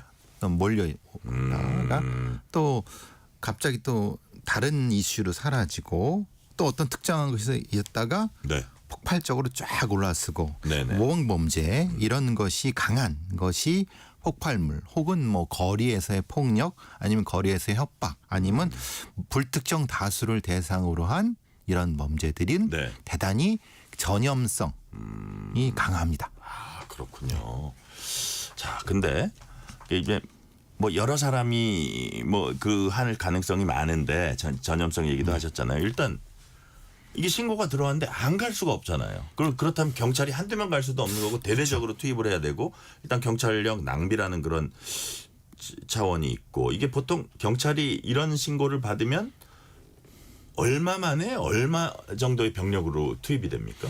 보통 뭐 이거를 즉흥 시스템이 돼 있는 거는 전 세계 거의 뭐 네. 대부분 나가 비슷한데요. 물론 이제 차등을 두는 시스템도 있습니다. 네. 왜냐하면 1차적으로 걸러주는 시스템이 있는 부분도 있지만은 일단은 우리는 이런 신고라든가 아니면 이런 위험이 감지됐을 때는 일단 경찰, 소방, 예. 군, EOD, 그 폭발물 처리반까지 3개의 주체가 다 갑니다. 네네. 그러니까 소방관도 투입이 되는 거고요. 흔히 말하는 그 군부대, 인근 군부대의 EOD 팀, 그러니까 네. 폭발물 처리반 팀, 그 다음에 경찰도 경찰 기동대와 경찰 특공대와 지역 경찰이 3중으로 갑니다. 네. 그러니까 최소한 이 정도면 한 수백 명 수준으로 동원이 되는 거고요. 시간상으로 물론 바로 저기 그 지형 시스템에서 보통 30분 내에 다 도착이 되고요. 네. 4시간 안쪽으로 수색을 합니다. 이게 한 번에 하나 가는 게 아니라 집중적으로 확 해야 되기 때문에 그럼 결국은 그 손해 인력 낭비는 최소한 수천 명 수준입니다. 그리고 보통 작게는 예. 뭐 한 3, 4억, 많게는 10억 이상의 비용이 들어요? 비용이 듭니다. 와. 네, 건물 전체를 통으로 다 스캔을 해야 되기 때문에 그렇습니다. 그래요. 야, 이게 그냥 한번 출동했다 돌아오는 이게 아니군요. 예, 그러니까 병력의 뭐 낭비라면 낭비, 병력 투입, 예. 그 다음에 비용도 만만치 않게 억대 비용이 드는 거군요. 또 대체 비용도죠. 그것이 이쪽으로 들어갔을 때 다른 쪽에 출동해야 될 예. 병력이 못 가는 거죠. 경력이. 그러니까요. 그리고 만약에 그쪽에 약간의 구멍이 생기는 거죠. 그렇죠. 그리고 그게 군 병력이고 소방력도 되니까 이거는 이거에 플러스 3을 곱해야 되는 거죠. 야, 이 폐해가 되게 큰 거군요. 굉장히 위험한 거죠, 굉장히. 위험하고 폐해도 큰 겁니다. 자, 왜 폭발물 설치했다고 이런 협박을 하는 건지 그 범죄 심리에는 어떤 게 지금 들어 있습니까? 이거 폭발물은 대인이나 대물입니다. 네. 우리가 보통 뭐 흉기라든가 이런 것들은 대인이죠. 사람을 대상으로. 예, 사람은 특정한 누구입니다. 그럼 누구로 얘기할 수밖에 없습니다. 거기 오는 누구. 그런데 폭발물이라고 하는 것은 전체. 불특정 다수. 불특정한 공간입니다. 공간. 그러니까 그 공간에는 사람이 쓸 수밖에 없는 거고. 예. 그럼 그것을 어떤 공간에 숨어 있는지 모르지 않습니까? 그러니까 무지의 공포. 그러니까 모름의 공포. 모름의 공포. 그것 때문에 굉장히 공포. 심각한. 그래서 보통 이 폭발물은 과거부터 약자의 무기라고 보통 게릴라전에 많이 쓰고 급초폭발 이런 데에 많이 쓰지만은 반대로 그것은 공포를 유발시키려는 겁니다. 그러니까 사람을 살상시키는 것 그것보다는 그거에 곱하기 10인 그거의 공포 상황 이걸 유발시킬 수 있기 때문에 정확히 이게 있는지 없는지 그 두려움. 그렇죠. 예. 이 칼은 있는 거죠. 그런데 폭발물은 있어도 문제고 없어도 문제인 겁니다. 그러니까 예를 들어서 우리가 내가 저 칼로 어떻게 뭐를 흉기로 하겠다. 혹은 뭐 총을 난사하겠다. 이거하고는 또 차원이 다르네요. 사람을 대상으로는 차단하면 됩니다. 못 들어가게 하면 되죠. 예. 근데 공간은 못 들어가는 게 거기 있는 거예요. 그러니까 예를 들어서 뭐 야구 경기장 그런 그걸 다 뒤져야 되잖아요. 그렇죠. 그렇기 때문에 그래서 폭발물과 공간 이게 공간 범죄라는 것이 특성이. 공간 범죄, 무지의 범죄다. 그렇죠. 자, 공간 범죄, 무지의 범죄. 자, 얼마 전에 인천 사제총기 용의자 이제 비교를 해보면 이 사건도 집에 그 폭탄을 설치를 했었잖아요. 지금 이어지고 있는 사고는 실제 설치는 안 했으면서 불특정 다수가 모이는데 폭발물 설치했다고 협박하는 겁니다. 실제 설치와 설치 협박 그 심리에 어떤 차이점이 있습니까? 그 인천 도봉구의 그 아파트는 특정이 돼 있죠. 네네. 폭발력이 있어도 거기선 계측이 가능한 겁니다. 네네. 근데 이거는 그 폭발물이 어느 정도인지 이걸 모르기 때문에 사실은 그리고 어느 위치인지 모르기 때문에 그냥 불특정한 폭발물 설치는 그런 공포와 연결이 되는 겁니다. 아, 그래요. 그러니까 예를 들면 올림픽 주경기장에 설치해놨다고 하는데 그럼 그게 출입문에 했는지 저 위에 천정에 했는지 아니면 지하에 했는지를 모르지 않습니까? 그렇기 때문에 이건 더 큰 공포와 더 많은 인력이 투입될 수밖에 없는 거죠. 그러니까요. 이런 경우에 무장병력 무장경찰 출동시키는 걸 스와팅이라고 하던데 이게 어디서 유래된 말이에요?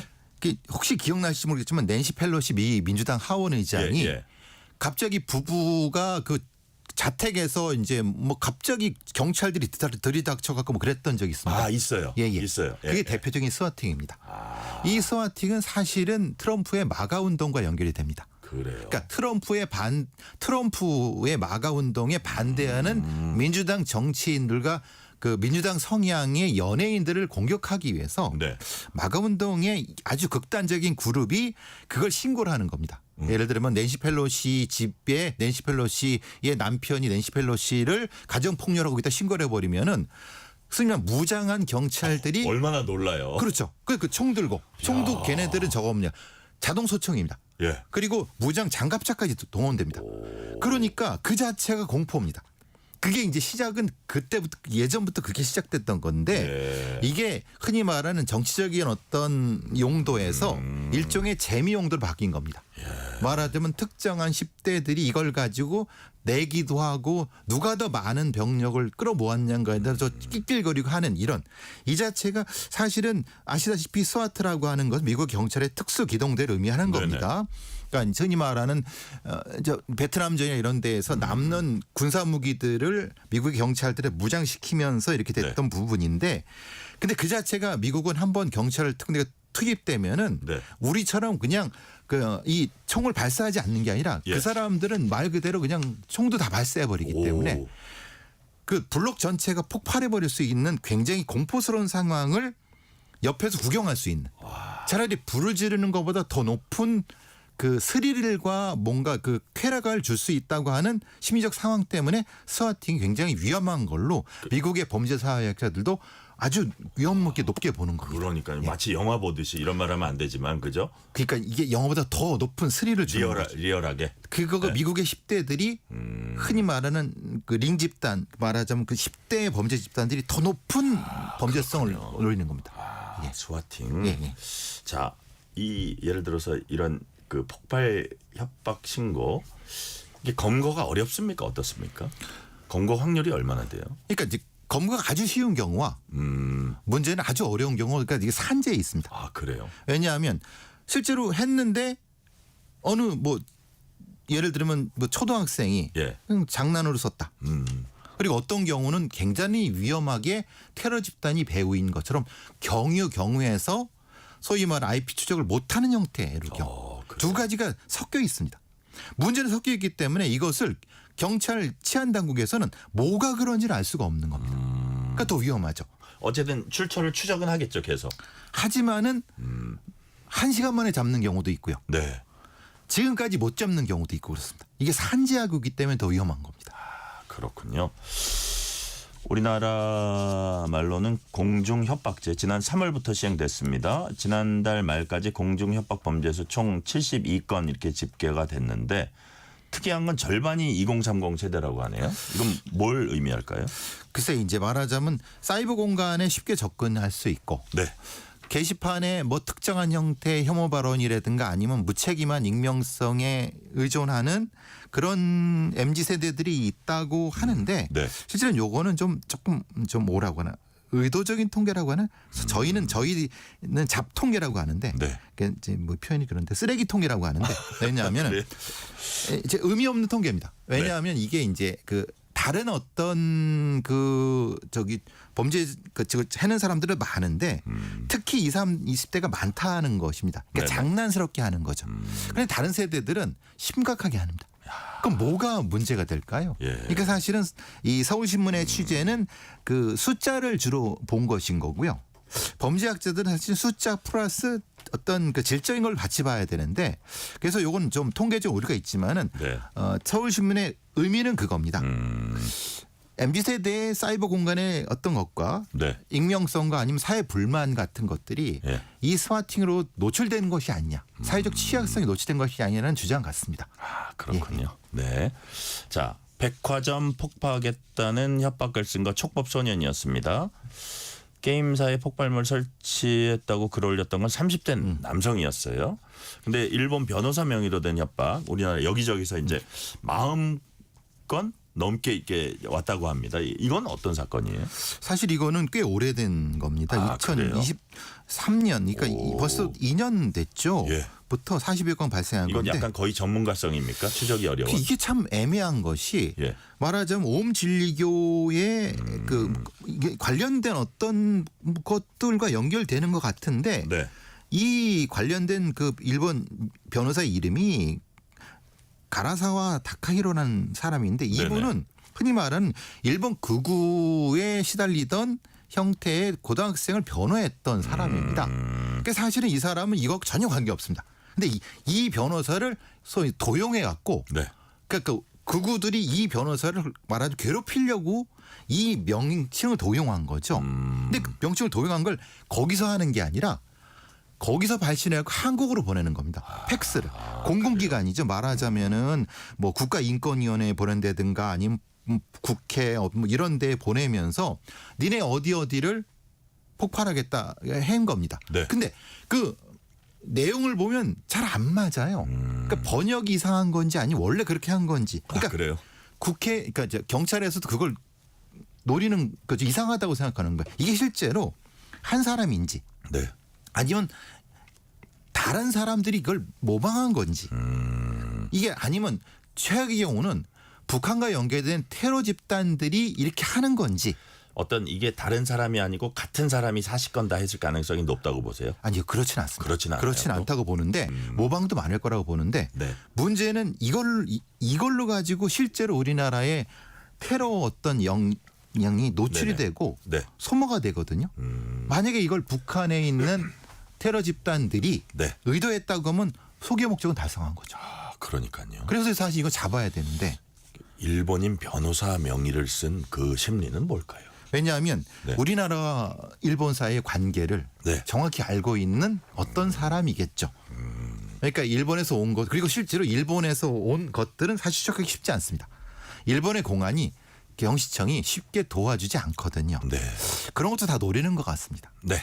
일본 변호사 명의 협박 사건 포함해서 우리가 쭉 얘기 나눠본 폭발물 설치 협박 사회를 굉장히 불안하게 하는 사건들인데요. 이 대처 방안 어떤 게 있을 수 있을까요? 사실은 이것은 형사적인 것도 사실은 강화를 해야 되지만은 네. 민사적인 것도 경찰이 좀 많이 하려고 하는 거고 저는 사실은 이것은 일종의 명예 처벌이 필요하다고 봅니다. 그러니까 신상을 공개하는 거죠. 네. 그러니까 성인 같은 경우는 반드시 공개가 되고 미성년자 같은 경우도 그에 준하는 형태로 해야지만 이것이 가능하다. 그렇게 보시는군요. 예. 오늘 말씀은 여기까지 듣겠습니다. 지금까지 배상훈 프로파일러였습니다. 말씀 감사합니다. 감사합니다. 오늘 뉴스레터 K는 여기까지입니다. 커피 쿠폰 당첨자 명단은 뉴스레터 K 홈페이지 확인해 주시고요.